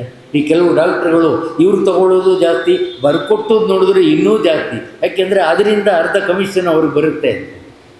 ಇವೆಲ್ಲ ಜಗತ್ತಿನಲ್ಲಿ ಜೀವನಕ್ಕೆ ಅರ್ಥ ಇಲ್ಲದೇ ಇರುವಂಥ ವ್ಯಾಪಾರಕ್ಕೆ ಸಿಕ್ಕಾಕೊಳ್ಳೋದು ಅಂತ ಗೊತ್ತಿತ್ತು ಎಲ್ರಿಗೂ ಕೂಡ. 3ನೇ ದಿವಸ ಬ್ರಾಹ್ಮಿ ಮುಹೂರ್ತದಲ್ಲಿ ದಶರಥನ ಹಿರಿಯ ಪತ್ನಿಯಾದಂಥ ಕೋಸಲ ದೇಶದ ಭಾನುವಂತನ ಮಗಳಾದಂಥ ಕೌಸಲ್ಯಾದೇವಿ ಅಯೋಧ್ಯೆಯ ಸಿರಿ ರಾಣಿ, ಪಟ್ಟದ ರಾಣಿ, ಹೃದಯದ ರಾಣಿ ಅಲ್ಲ. ಇವತ್ತಿನವರೆಗೂ ದಶರಥನ ಪಕ್ಕದಲ್ಲಿ ಸಿಂಹಾಸನದ ಮೇಲೆ ಕೂತಿದ್ದೇ ಹೊರತು ದಶರಥನ ಹೃದಯಕ್ಕೆ ಹೊಕ್ಕು ಅವನ ತಲೆಯನ್ನು ಕೆಡಿಸಿ ರಾಮನನ್ನು ಕಾಡು ಕಳಿಸಿ ದಶರಥ ಸಾಯುವಾಗೆ ಮಾಡಿದಂಥ ಕೈಕೆ ಅಲ್ಲ. ಆವತ್ತಿನವರಿಗೆ ದಶರಥನ ಯೋಗಕ್ಷೇಮವನ್ನು ನೋಡಿಕೊಂಡಂಥ ತಾಯಿ ಕೌಸಲ್ಯ. ಅವಳ ಹೆಸರೇ ಪುಣ್ಯ. ನಾರಾಯಣ ದೇವತೆಗಳಿಗೆ ಮಾತು ಕೊಡ್ತಾನೆ, ನಾನು ಭೂಲೋಕದಲ್ಲಿ ಅವತಾರ ಮಾಡ್ತೇನೆ, 24 ಅವತಾರಗಳನ್ನು ಎತ್ತುತ್ತೇನೆ. ಒಂದೊಂದು ಅವತಾರಕ್ಕೆ ಒಂದೊಂದು ಅರ್ಥ. ಆದರೆ ರಾವಣನ ಸಂಹಾರಕ್ಕೆ ರಾಮನಾಗಿ ಅವತಾರ ಮಾಡುವಂತಹ ಆಜ್ಞೆ ನನಗಾಗಿದೆ ದೇವತೆಗಳಿಂದ. ಆದರೆ ನಾನು ಯಾರ ಹೊಟ್ಟೆಯಲ್ಲಿ ಹುಟ್ಟೋದು ಅಂತ ಯೋಚನೆ ಮಾಡ್ತಾ ಇದ್ದೀನಿ ಅಂತಾರೆ. ರಾಮನನ್ನು ಹೆರಬೇಕಾದರೆ ಅಂಥ ಗರ್ಭ ಯಾವುದಿದೆ, ಅಂಥ ಪುಣ್ಯ ಮಾಡಿದ ಗರ್ಭ ಯಾವುದಿದೆ? ಕೌಸಲ್ಯ ಸುಪ್ರಜೆ. ರಾಮನಂಥ ಮಗನನ್ನು ಜಗತ್ತಿಗೆ ಲೋಕಾರ್ಪಣೆ ಮಾಡುವಂತಹ ಗರ್ಭವನ್ನು ಒಳಗೊಂಡಿದ್ದ ಸುಪ್ರಜೆ ಕೌಸಲ್ಯೆ. ಹೆಣ್ಣು ಮಕ್ಕಳು ಕೌಸಲ್ಯ ಹೆಸರು ಹೇಳ್ಕೊಂಡ್ರೆ ಸಾಕು ಮುಕ್ತಿ. ಸೀತೆ ಹೆಸರು ಹೇಳ್ಕೊಂಡ್ರೆ ಸಾಕು. ಅಹಲ್ಯ, ತಾರಾ, ಮಂಡೋದರಿ, ದ್ರೌಪದಿ ಸ್ತತ ಪಂಚಕನ್ಯಾ ಸ್ಮರೇ ನಿತ್ಯ ಮಹಾಪಾಪನಾಶನ. ಕನ್ಯೆಯರು ಅವರೆಲ್ಲ ಅಲ್ಲ ರೀ. ಅವ್ರನ್ನ ನೆನೆಸ್ಕೊಂಡ್ರೆ ಮದುವೆ ಆಗುತ್ತೆ ಅಂತ ಹೇಳ್ತಾರಲ್ಲ, ಇವ್ರನ್ನೆಲ್ಲ ಕನ್ಯೆ ಅಂತ ಯಾಕೆ ಕರೆದ್ರು? ಕನ್ಯೆ ಅಂದರೆ ಯಾರು? ಇನ್ನೂ ಮದುವೆ ಆಗದೇ ಇದ್ದವರು. ಇವರೆಲ್ಲ ಮದುವೆ ಆಗಿದ್ದಾರಲ್ಲ, ಇವ್ರನ್ನೇ ಕನ್ಯೆ ಅಂದರು. ಯಾರಾದರೂ ಈ ಪ್ರಶ್ನೆ ಕೇಳಿಬಿಟ್ರೆ ನಮ್ಮಂಥವ್ರ ಗತಿ ಏನು? ನಿಮ್ಮಂಥವ್ರು ಕೇಳಬೇಕು, ನಮ್ಮಂಥವ್ರು ಉತ್ತರ ಕೊಡಬೇಕು. ನಮ್ಮ ಗತಿ ಏನೂ ಆಗೋದಿಲ್ಲ, ಇನ್ನೂ ಚೆನ್ನಾಗಾಗುತ್ತೆ ಸ್ಥಿತಿ. ಪ್ರಶ್ನೆ ಕೇಳಿದಷ್ಟು ನಮಗೆ ಬುದ್ಧಿ ವಿಕಾಸವಾಗುತ್ತೆ ಯಾವತ್ತೂ ಅಷ್ಟೆ. ಯಾತಕ್ಕೆ? ಕನ್ಯಾ ಸ್ಥಿತಿಯಲ್ಲಿ ಇರುವಂಥವರು ಪಾತಿವೃತ್ಯ ಧರ್ಮದಂತೆ ಬದುಕುವಂಥ ಗಂಡನನ್ನು ನಮಗೆ ಸಿಕ್ಕಬೇಕು ಅನ್ನುವ ಒಂದು ಫಲವನ್ನು ಕೊಡುವಂಥ ಅರ್ಥ, ದೊಡ್ಡ ಅರ್ಥ ಇದೆ ಅದಕ್ಕೆ. ಜಿಜ್ಞಾಸೆ ಶಬ್ದ ಅಂತಹ ಪತಿವ್ರತೆಯರ ಸ್ಥಾನದಲ್ಲಿ ಕೌಸಲ್ಯಾದೇವಿ. ಬ್ರಾಹ್ಮಿ ಮುಹೂರ್ತ, ಸೂರ್ಯ ಹುಟ್ಟುವುದಕ್ಕೆ 3/4 ಗಂಟೆ ಮುಂದಿನ ಸಮಯದಲ್ಲಿ ತಮ್ಮ ಪ್ರಾಣವನ್ನು ಭಗವಂತನಿಗೆ ಅರ್ಪಣೆ ಮಾಡಿದ್ದಾರೆ ಕೌಸಲ್ಯಾದೇವಿ. ರಾಮ ಪಕ್ಕದಲ್ಲೇ ಇದ್ದಾರೆ. ರಾಮ, ಲಕ್ಷ್ಮಣ, ಭರತ, ಶತ್ರು, ಇಡೀ ಪರಿವಾರ. ಇವತ್ತಿನಾಗೇನು ಬಾಯಿ ಬಡ್ಕೊಳ್ಳಿಲ್ಲ, ತಮಟೆ ಹೊಡಿಸಲಿಲ್ಲ, ಪಟಾಕಿ ಹೊಡೆಯಲಿಲ್ಲ. ಇದು ಯಾವುದಕ್ಕಾದರೂ ಅರ್ಥ ಇದೆಯೇ ಅನ್ನೋದು ನನಗಿನ್ನೂ ಗೊತ್ತಿಲ್ಲ. ಸತ್ತೋದ ಕೂಡಲೇ ತಮಟೆ ಹೊಡೆಸ್ತಾರೆ, ಸದ್ಯ ಅವನು ಸತ್ತ ಅಂತ. ಓದ್ಕೊಂಡು ಹೋಗೋ ಪಟಾಕಿ ಹೊಡಿತಾರೆ, ಎಲ್ಲ ನೋಡಲಿ ಇವನು ಓದ್ಕೊಂಡು ಹೋಗ್ತಾವ್ರೆ ಸತ್ತವನ್ನು. ಈ ಮೂರಕ್ಕೂ ನನಗೆ ಅರ್ಥವೇ ಗೊತ್ತಿಲ್ಲ. ಎಲ್ಲಿ ಶಾಸ್ತ್ರದಲ್ಲಿ ಬರೆದಿದ್ದಾರ ಸತ್ತು ಹೋದಾಗ ಪಟಾಕಿ ಹೊಡೆಯಿರಿ, ತಮಟೆ ಹೊಡೆಯಿರಿ, ಏನಾರ ಇದೆಯಾ? ಇಲ್ಲ. 14,000 ರೂಪಾಯಿ ಕೊಟ್ಟು ಪಲ್ಲಕ್ಕಿ ಮಾಡಿಸಿ, ಆ ಓದ್ಕೊಂಡು ಹೋಗೋ ಪಲ್ಲಕ್ಕಿಗೆ 14,000 ರಥ ಇದ್ದಾಗಿರುತ್ತೆ. ನಾನು ಒಂದು ಸಾರಿ ಯಾರೋ ಬೇಕಾದವ್ರು ಮಾಡುವಾಗ ಹೋಗಿ ಎಷ್ಟು ಇದಕ್ಕೆ ದುಡ್ಡು ಅಂದೆ, 14,000 ಅಂದ. 3 ದಿನ ನಿದ್ರೆನೇ ಬರಲಿಲ್ಲ ನನಗೆ. ಅಲ್ಲ ರೀ, ಹೆಗಲಿ ಮೇಲೆ ಹೊತ್ಕೊಂಡೋಗಿ ಸ್ಮಶಾನದಲ್ಲಿ ಬಿಸಾಕ್ತಾರೆ, ಮುಗಿದೋಯ್ತೋ. ಏನು ದೇವ್ರಿಗೆ ಮುಡಿಸ್ತಾರ ಅದನ್ನ? ದೇವರಾದರೂ ಅಲಂಕಾರವಾಗಿ ಕಂಡ್ರನ? 1000 ಜನ ಅದನ್ನು ನೋಡಿ ತೃಪ್ತಿಪಟ್ರ? ಏನೂ ಇಲ್ಲ. ಮಾಡಿಬಿಟ್ರು, ರಸ್ತೆ ಉದ್ದಕ್ಕೂ ಮಾಡಿದ ಪಲ್ಲಕ್ಕಿಯನ್ನು ಕಿತ್ತಾಕೊಂಡು ಬಂದರು. ಬೀದಿಲಿರು ಒಳ್ಳೆಯವರು ಕೆಟ್ಟವರೆಲ್ಲ ತುಳಿದು ಕುಲು ಎಡಿಸಿ. ಅರ್ಥ ಇದೆಯೇನ್ರಿ ಇದರಲ್ಲಿ? ಸಾಧ್ಯ ಇಲ್ಲ. ಅರ್ಥ ಇಲ್ಲದೆ ಇರುವಂಥ ಯಾವುದೇ ಕೆಲಸ ಮಾಡಿದ್ರೂ ರಾಷ್ಟ್ರಕ್ಕೆ ಹಾನಿ, ರಾಜ್ಯಕ್ಕೆ ಹಾನಿ. ಅವ್ರಿಗಲ್ಲ, ರಾಷ್ಟ್ರಕ್ಕೆ, ರಾಜ್ಯಕ್ಕೆ. ಮಾನ್ಯ ದಿನ PWD ಸಾಯ್ಬೇಕಲ್ಲಿ, ಆ ರೋಡ್ ಗುಡಿಸ್ಬೇಕಾದ್ರೆ ಇಡೀ ಕಿತ್ತಾಕೊಂಡು ಹೋಗ್ತಾರೆ. ಅದಕ್ಕೆ ಮಾಡಿಸೋದು ಯಾಕದು? ನಿಶ್ಶಬ್ದವಾಗಿ. ಸಾವು ಅಂದರೆ ಮೌನ, ಗೊತ್ತಾ? ಮೌನ. ಸೀಕ್ರೆಟ್ ಈಸ್ ಗಾಡ್ ಅಂತ ಹೇಳ್ತಾರೆ. ದೇವರಿರೋದು ಮೌನದಲ್ಲಿ. ಸತ್ತವರು ದೇವರಿಗೆ ಸಮಾನ. ಅದಕ್ಕೆ ಅವ್ರ ಕಾಲಿಗೆ ನಮಸ್ಕಾರ ಮಾಡ್ತೀವಿ, ತೆಂಗಿನಕಾಯಿ ಹೊಡಿತೀವಿ, ಆರತಿ ಮಾಡ್ತೀವಿ, ಸ್ನಾನ ಮಾಡಿಸ್ತೀವಿ, ತಲೆ ಮೇಲೆ ಹೊತ್ಕೊಂಡು, ಹೆಗಲ ಮೇಲೆ ಹೊತ್ಕೊಂಡು ಹೋಗ್ತೀವಿ ದೇವರು ಹೊತ್ಕೊಂಡು ಹೋದಾಗೆ. ಯಾಕೆ? ಸತ್ತವನು ದೇವರಿಗೆ ಸಮಾನ ಅನ್ನುವ ಸಾಂಕೇತಿಕ. ಆವಾಗ ಮೌನವೇ ಆಭರಣವಾಗಿರಬೇಕು. ಏನೋ ಸಂಕಟ ಬರುತ್ತೆ, ಇರಬಹುದು. ಆ ಸಂಕಟವನ್ನು ಸಂಕಟದಿಂದಲೇ ತೃಪ್ತಿಗೊಳಿಸಬೇಕು. ಇವತ್ತು ಬೇಕಾದಷ್ಟು ಜನ ಇದ್ದಾರೆ, ಎಂತೆಂಥ ಬುದ್ಧಿವಂತರು, ಕಣ್ಣಲ್ಲಿ ನೀರೇ ಬರೆಸೋದಿಲ್ಲ. ಅವ್ರಿಗೇನು ಹೊಟ್ಟೆ ಉರಿಯಿದಿಲ್ವೇ? ಉರಿಯುತ್ತೆ. ಆದರೂ ಅವ್ರಿಗೆ ಗೊತ್ತು, ಅಳುವುದರಿಂದ ಏನು ಪ್ರಯತ್ನ. ನಾವು ಹೊತ್ತರೆ ಅವ್ರು ಎದ್ದು ಬಂದುಬಿಡ್ತಾರಾ? ನೀವು ತಮಟೆ ಹೊಡೆದ್ರೆ ಎದ್ದು ಬಂದುಬಿಡ್ತಾರಾ? ಇಲ್ಲ. ಮೌನವಾಗಿ ಇದ್ದಾಗಲೇ ಅದು ತನ್ನ ಗಂಭೀರತ್ವವನ್ನು ಉಳಿಸ್ಕೊಳ್ಳಿಕ್ಕೆ ಸಾಧ್ಯ. ಇಡೀ ಅರಮನೆ ಸದ್ದಿಲ್ಲ. ದೇವಸ್ಥಾನ ಹೇಗಿದೆ? ನಿಶ್ಶಬ್ದವಾಗಿದೆ. ನನ್ನ ಮಾತು ಒಂದು ಮಾತ್ರ ಇಲ್ಲಿ ಗಲಾಟೆ ಮಾಡ್ತಾಯಿದೆ, ಇನ್ಯಾರೂ ಮಾತಾಡ್ತಾ ಇಲ್ಲ. ಯಾವ ಶಬ್ದವೂ ಇಲ್ಲ ನಮ್ಮ ದೇವಸ್ಥಾನದಲ್ಲಿ. 1 ಗಂಟೆ ನನ್ನ ಶಬ್ದ ಬಿಟ್ಟರೆ ಅಷ್ಟೇ. ಅದೇ ದೇವಸ್ಥಾನ ಅಂದರೆ ಏನು? ಮೌನದ ವಾತಾವರಣ. ತಲೆ ಕೆಟ್ಟೋದಾಗ ದೇವಸ್ಥಾನಕ್ಕೆ ಬಂದು ಕೂತ್ಕೊಳ್ಳೋದಕ್ಕೆ ಸ್ವಲ್ಪ ಮೌನವಾಗಿ ನೆಮ್ಮದಿಯಾಗಿರುತ್ತೆ ಅಂತಲೇ ದೇವಸ್ಥಾನಕ್ಕೆ ಬರೋದು. ಇಲ್ಲಿ ಬರುವಾಗಲೇ ಇನ್ನೊಬ್ಬನು ಕರ್ಕೊಂಡು ಬಂದು ಇಲ್ಲಿ ಕೂತ್ಕೊಂಡು ಇನ್ನೂ ತಲೆ ಕೆಡಿಸ್ಕೊಂಡು ಹೋಗಲಿ ಅಂತೆಲ್ಲ ದೇವಸ್ಥಾನ ತೆಗೆದಿರೋದು. ಇವ್ರು ಬರುವಾಗಲೇ ಒಬ್ಬರನ್ನು ಕರ್ಕೊಂಡ್ಬಿಡ್ತಾರೆ, ಸ್ವಲ್ಪ ನಿಮ್ಮ ಹತ್ರ ಮಾತಾಡಬೇಕು, ದೇವಸ್ಥಾನಕ್ಕೆ ಬರ್ತೀರಾ? ಯಾಕೆ ಬೇರೆ ಕಡೆ ಜಾಗ ಇಲ್ವಾ? ಇಲ್ಲೂ ತಲೆ ಕೆಡಿಸುತ್ತೆ. ಭಗವಂತ ಸ್ಥಿತಪ್ರಜ್ಞತೆಯನ್ನು ಕೊಡುವಂಥದ್ದು ದೇವಸ್ಥಾನ. ಅದೇ ಯೋಗ ಮುದ್ರೆ. ಮನೆಯಲ್ಲೂ ಅದನ್ನು ಪಡೀಬೋದು ನಮ್ಮಲ್ಲಿ ಶಕ್ತಿ ಇದ್ದರೆ. ಮನೆಯವ್ರು ನಾವು ಹೇಳ್ದಂಗೆ ಕೇಳೋರಿದ್ದರೆ, ನಾವು ಧ್ಯಾನ ಮಾಡ್ತೀವಿ ಅಂತ ಕೂತ್ಕೊಂಡು ಕೂಡಲೇ ಇವರು ಒಗ್ಗರಣೆ ಹಾಕಲಿಕ್ಕೆ ಶುರು ಮಾಡ್ತಾರೆ. ಮೆಣಸಿನ್ಕಾಯಿನ ಬೆಂಕಿಗೆ ಕೆಮ್ಮು ಬರುತ್ತೆ, ನಾವೇನು ಧ್ಯಾನ ಮಾಡೋದು? ಮನೆಯಲ್ಲಿ ಆಗೋದಿಲ್ಲ. ಆದ್ದರಿಂದಲೇ ಅದಕ್ಕೆಲ್ಲ ವ್ಯತ್ಯಾಸ ಇದೆ. ಮೌನದಿಂದ ಸುಮಂತ್ರ ಗಂಭೀರವಾಗಿ ಕೌಸಲ್ಯಾದೇವಿಯ ಸಂಸ್ಕಾರದ ವಿಧಿವಿಧಾನವನ್ನು ರಾಮದೇವರ ಅಪ್ಪಣೆಯಂತೆ ಸಿದ್ಧ ಮಾಡ್ತಾರೆ. ದಶರಥ ಈಗಿಲ್ಲ. ಇವತ್ತಿನವರೆಗೆ ನೀವು ಇದನ್ನು ಕೇಳಲೇ ಇಲ್ಲ. ಏನು? ರಾಮನ ಪಟ್ಟಾಭಿಷೇಕದ ದಿನ ಪ್ರತಿನಿತ್ಯ ಕೌಸಲ್ಯನ್ನು ನೋಡಿ ಕೈಕಿ ಹತ್ರ ಹೋಗ್ತಿದ್ದಂಥ ಯಾವ ದಶರಥ ರಾಮನ ಪಟ್ಟಾಭಿಷೇಕದ ದಿನ ಕೌಸಲ್ಯನ್ನು ನೋಡಲಿಲ್ಲ, ನೇರವಾಗಿ ಕೈಕೆಯ ಅಂತಃಪುರಕ್ಕೆ ಬರ್ತಾನೆ. ಕೈಕೆಗೆ ವಿಚಾರವನ್ನು ತಿಳಿಸಬೇಕು ಅಂತ. ಕೈಕೆಯ ಅಂತಃಪುರಕ್ಕೆ ಬಂದ ಒಂದೇ ಒಂದು ಕಾರಣದಿಂದ ರಾಮನ ಪಟ್ಟಾಭಿಷೇಕ ನಿಲ್ತು. ಪಟ್ಟಾಭಿಷಿಕ್ತರಾಗಬೇಕಾಗಿದ್ದಂಥ ರಾಮದೇವರು ಸಿಂಹಾಸನ ಮೇಲೆ ಕೂತ್ಕೊಳ್ಳಿಲ್ಲ. 14 ವರ್ಷ ವನವಾಸಕ್ಕೆ ಹೋದರು. ದಶರಥರು ಅಂತ್ಯವಾದರು. ರಾಮದೇವರು ಕಾಡಿಗೆ ಹೋದರು. ಮತ್ತೆ ಕೌಸಲ್ಯನ್ನು ರಾಮದೇವರು ನೋಡಿದ್ದು ಯಾವಾಗ ಅಂದರೆ, ಭರತ ರಾಮನನ್ನು ಕರ್ಕೊಂಡು ಬರಲಿಕ್ಕೆ ಭರತ, ಶತ್ರುಘ್ನ, ಕೌಸಲ್ಯೆ, ಕೈಕೆ, ಭಾರದ್ವಾಜರು, ಗೌತಮರು, ವಸಿಷ್ಠರು, ವಿಶ್ವಾಮಿತ್ರರು ಇವರೆಲ್ಲರೂ ಕೂಡ ಭರತನ ಜೊತೆಯಲ್ಲಿ ಬರ್ತಾರೆ, ರಾಮನನ್ನು ಕರ್ಕೊಂಡು ಬರೋಣ ಅಂತ. ಆಗ ಜಾಬಾಲಿ ಮಹರ್ಷಿ ಆಸ್ತಿಕವಾದವನ್ನೇ ಮಂಡಿಸ್ತಾರೆ ರಾಮದೇವರ ಮುಂದೆ.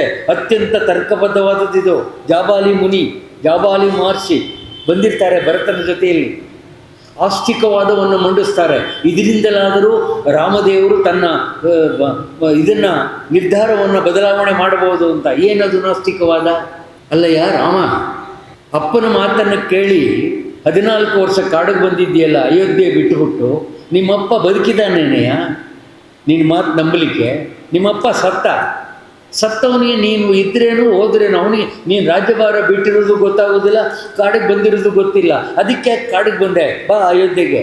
ಜಾಬಾಲಿ ಈ ಥರದ್ದು 9 ನಾಸ್ತಿಕವಾದವನ್ನು ರಾಮನ ಮುಂದೆ ಜಾಬಾಲಿ ಮಹರ್ಷಿಗಳು ಇಡ್ತಾರೆ. ಸ್ವಾಮಿ, ರಾಮ ಯಾವುದಕ್ಕೂ ಜಬ್ಬೋದಿಲ್ಲ. ಸ್ವಾಮಿ, ಆಸ್ತಿಕವಾದ ನಾಸ್ತಿಕವಾದ 2 ವಾದದಲ್ಲಿ ಅತ್ಯಂತ ತರ್ಕಬದ್ಧವಾದದ್ದು ನಾಸ್ತಿಕವಾದ. ನಾನು ಒಪ್ಕೊಳ್ತೇನೆ. ಆದರೆ ಅದೆಂದಿಗೂ ಕೂಡ ಆಸ್ತಿಕವಾದ ಆಗೋದಿಲ್ಲ. ಅದು ಯಾವತ್ತಿದ್ರೂ ನಾಶದ ವಾದ. ಯಾವುದು? ನಾಸ್ತಿಕವಾದ. ಅದು ಯಾವತ್ತಿದ್ರೂ ಅದಕ್ಕೆ ಕೊನೆ ಇದೆ. ಆದರೆ ಆಸ್ತಿಕವಾದ ಇದೆಯಲ್ಲ, ಭಕ್ತಿ ಇದೆಯಲ್ಲ, ಅದಕ್ಕೆ ನಾಶ ಇಲ್ಲ. ಅಪ್ಪ ಇಲ್ಲದೇ ಇರ್ಬೋದು, ಸತ್ತೋಗಿದ್ದಾರೆ, ನಾನು ಒಪ್ಕೊಳ್ತೇನೆ. ಆದರೆ ಅಪ್ಪನಿಗೆ ಕೊಟ್ಟ ಮಾತು ಸತ್ತಿಲ್ಲ, ಅದಕ್ಕೆ ಸಾವಿಲ್ಲ. ನಿಮ್ಮ ತರ್ಕ ನನಗೆ ಅರ್ಥವಾಯಿತು ಜಾಬಾಲಿಗಳೇ. ಎಂಥ ವಿಚಾರ ಗೊತ್ತಾದೋ, ಅತ್ಯಂತ ಕ್ಲಿಷ್ಟ. ಅದನ್ನು ಅರ್ಥೈಸ್ಕೊಳ್ಳೋದು ಕಷ್ಟ. ನಾವು ಕೊನೆಗೆ ಸೋಲ್ತಾರೆ. ಕೊನೆಗೆ ಜಾಬಾಲಿ ಒಂದು ಕನ್ಕ್ಲೂಷನ್ಗೆ ಬರ್ತಾರೆ. ರಾಮ, ನೀನು ತತ್ವವನ್ನು ಯಾವ ರೀತಿ ಪ್ರತಿಪಾದಿಸ್ತೀಯ ಎನ್ನುವುದು ಜಗತ್ತಿಗೆ ಗೊತ್ತಾಗಲಿ ಅಂತ ನಾನು ನಾಸ್ತಿಕನಂತೆ ನಟನೆ ಮಾಡಿದೆ, ನಾನು ನಾಸ್ತಿಕನಲ್ಲ ಅಂತ ಜಾಬಾಲಿ ಮುನಿಗಳು ರಾಮನಿಗೆ ಒಪ್ಕೊಳ್ತಾರೆ. ಕೊನೆಗೆ ಎಷ್ಟು ಸೂಕ್ಷ್ಮವಾಗಿದೆ ಅಂದರೆ ರಾಮನ ಪ್ರತಿ ಒಂದು ವಿಷಯದಲ್ಲೂ ಕೂಡ ಅಷ್ಟೇ ಸೂಕ್ಷ್ಮ.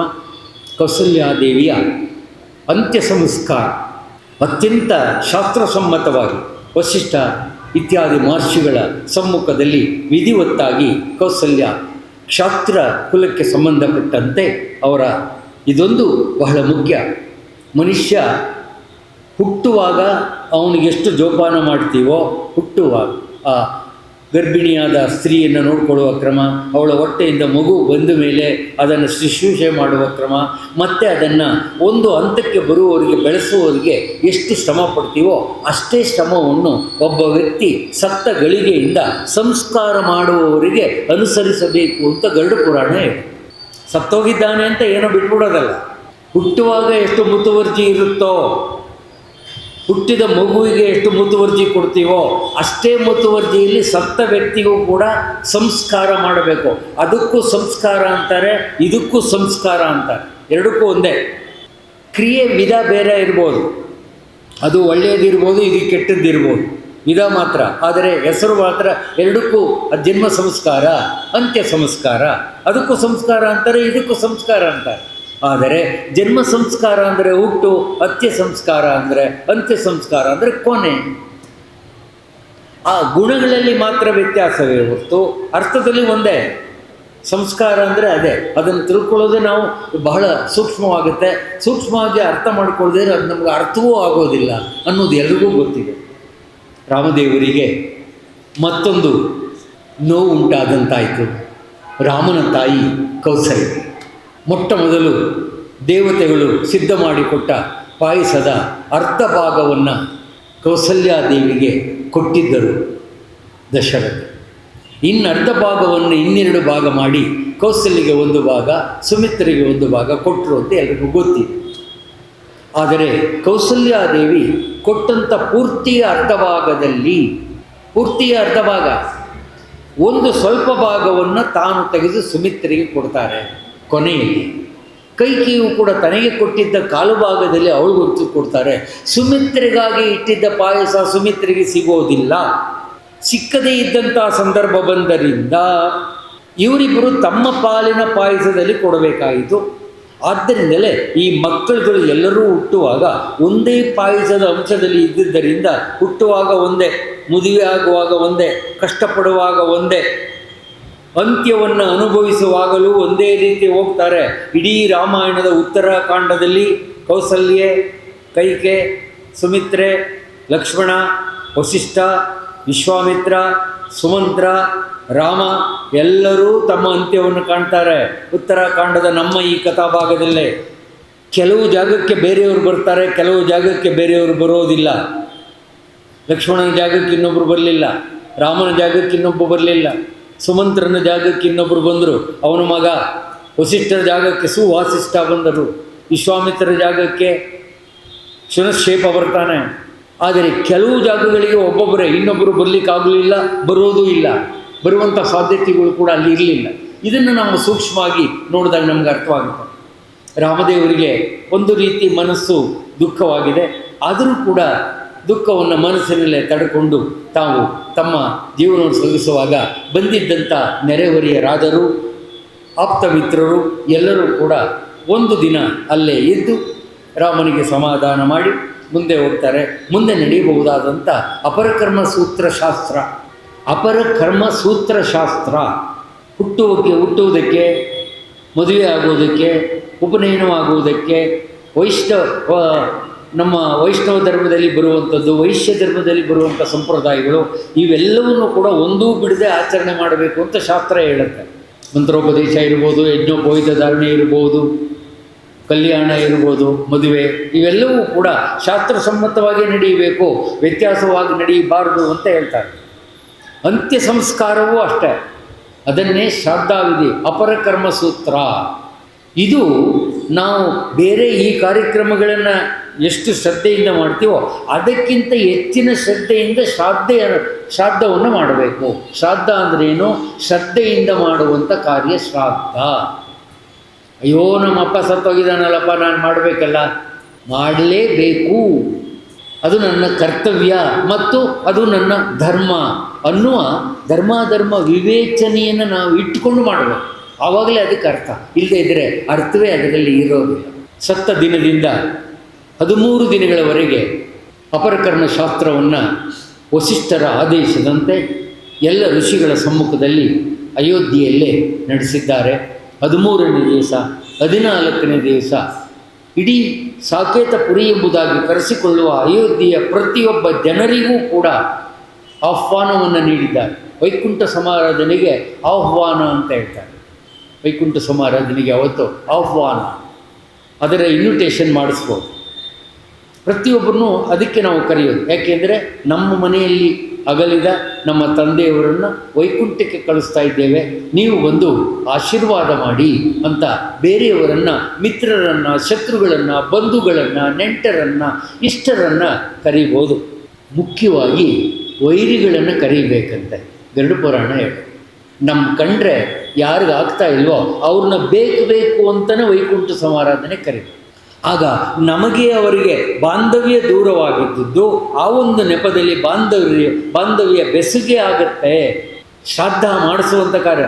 ಅಣ್ಣ ತಮ್ಮ ಮಾತಾಡ್ತಾನೇ ಇಲ್ಲ, 10-15 ವರ್ಷದಿಂದ ಬೇರೆ ಆಗೋದ್ರು. ಅವನ ಆಸ್ತಿ ಇವನು ಸಿಕ್ಕಿಲ್ಲ, ಇವನ ಆಸ್ತಿ ಸಿಕ್ಕಿಲ್ಲ, ಇಬ್ಬರು ಯಾವಾಗ ಸಿಗ್ತಾರೆ ಅಂತ ಕೈಯಲ್ಲಿ ಕೊಡ್ಲಿ ಇಟ್ಕೊಂಡು ನಿಂತಿದ್ದಾರೆ. ಅಪ್ಪ ಸತ್ತೋದ, ಅಣ್ಣ ಮನಸ್ಸು ಮಾಡಿ ತಮ್ಮನನ್ನು ಅಪ್ಪನ ಕಾರ್ಯಕ್ಕೆ ಕರೆಸ್ಬಿಟ್ರೆ 3ನೇ ದಿನ ಹಾಲು ತುಪ್ಪ ಬಿಡುವಾಗ ಇವನು ಹೋಗಿ ಕರೆದ ಕೂಡಲೇ ತಮ್ಮನಿಗೆ ಎದೆ ಹೊಡೆದೋಗುತ್ತೆ. ಇಷ್ಟು ದಿವಸ ಇದ್ದವನು ನನ್ನ ಮನೆ ಬಾಗಿಲು ಬಂದು ನಿಂತಿದ್ದಾನಲ್ಲ ನಮ್ಮಣ್ಣ, ಏನಾಗಬೇಕಿತ್ತು? ಅಪ್ಪ ತೀರೋಗಿದ್ದಾರೆ ಕಣೋ, ಹಾಲು ತುಪ್ಪ ಬಿಡಬೇಕು, ನೀನು ಬರಬೇಕು, ನೀನು ನಮ್ಮ ಜೊತೆಯಲ್ಲೇ ಹುಟ್ಟಿರೋನು ಅಂದರೆ ಅವನ ಮನಸ್ಸು ಕರಗೋಗುತ್ತೆ. ಮರೆತನ ಕ್ಷಣ ಹಿಂದುತ್ವದ ವೈರತ್ವ, ಹಿಂದೆ ಇದ್ದ ವೈರತ್ವ ಎಲ್ಲ ಮರೆತು ಬಿಡ್ತಾನೆ. 3ನೇ ದಿನ ಅಪ್ಪನ ಸಮಾರಂಭಕ್ಕೆ ಬರ್ತಾನೆ. ಆದ್ದರಿಂದ ಮಿತ್ರಗಳು ಶತ್ರುಗಳಾಗ್ತಾರೆ, ಶತ್ರುಗಳು ಮಿತ್ರಗಳಾಗುವಂಥ ಅಪರಕರ್ಮ ಸೂತ್ರವನ್ನು ರಾಮದೇವರು ಅತ್ಯಂತ ಶ್ರದ್ಧಾಭಕ್ತಿಯಿಂದ ನೆರವೇರಿಸಿ ಕೌಸಲ್ಯನ್ನು ನೇರವಾಗಿ ಸ್ವರ್ಗಕ್ಕೆ ಕಳಿಸ್ತಾರೆ. ಆವತ್ತಿನಿಂದ ಅಯೋಧ್ಯೆಯ ವಾತಾವರಣವೇ ಬದಲಾವಣೆಯಾಗುತ್ತೆ. ಏನು ಅರಮನೆಯ ವಾತಾವರಣ! ಯಾವ ಗಳಿಗೆಯಲ್ಲಿ ಸೀತಾದೇವಿ ರಸಾತಲ ಪ್ರವೇಶಕ್ಕೆ ಹೋದ್ಲೋ, ಈಗ ಕೌಸಲ್ಯ ಆದಲು. ಇದಕ್ಕಿಂತ ಮೊದಲು ದಶರಥ ಹೋಗಿದ್ದಾನೆ, ಮುಂದೆ ಸುಮಿತ್ರೆ, ಆಮೇಲೆ ಕೈಕೆ, ಒಬ್ಬೊಬ್ಬರೇ ಪ್ರಯಾಣ ಬೆಳೆಸುವಂಥ ಅತ್ಯಂತ ಸಂದಿಗ್ಧ ಕಥೆಗಳನ್ನು ಮುಂದಿನ ದಿನಗಳಲ್ಲಿ ಶ್ರವಣ ಮಾಡೋಣ ಅಂತೇಳಿ ಇವತ್ತಿನ ಕಥೆಗೆ ಮಂಗಳ ಹೇಳ್ತೇನೆ. ಮಂಗಳಂ ಕೌಸಲೇಂದ್ರಾಯ ಮಹನೀಯ ಗುಣಾತ್ಮಯೇ ಚಕ್ರವರ್ತಿ ತನೂಜಾಯ ಸಾರ್ವಭೌಮಾಯ ಮಂಗಳ. ಶ್ರೀಯತ್ ಕಾಂತಾಯ ಕಲ್ಯಾಣ ನಿಧಿಯೇ ನಿಧಿ ಅಸ್ತಿನಾಂ ಶ್ರೀಮದ್ ವೆಂಕಟನಾಥಾಯ ಶ್ರೀನಿವಾಸಾಯ ತೇನ ಅನ್ಯತಾ ಶರಣಂ ನಾಸ್ತಿ ತ್ವಮೇವ ಶರಣಂ ಮಮ ತಸ್ಮಾತ್ ಕಾರುಣ್ಯ ಭಾವೇನ ರಕ್ಷಮಾಂ ಜನಾರ್ದನ. ಓಂ ಅಸತೋಮ ಸದ್ಗಮಯ ತಮಸೋಮ ಜ್ಯೋತಿರ್ಗಮಯ ಮೃತ್ಯೋರ್ಮ ಅಮೃತಂಗಮಯ. ಓಂ ಶಾಂತಿ ಶಾಂತಿ ಶಾಂತಿ. ಸರ್ವೇ ಜನ ಸುಖಿನೋ ಭವಂತು, ಸಮಸ್ತ ಸನ್ಮಂಗಳಾನಿ ಭವಂತು, ಲೋಕಾ ಸಮಸ್ತ ಸುಖಿನೋ ಭವಂತು. ಸರ್ವಂ ಕೃಷ್ಣಾರ್ಪಣಮಸ್ತು.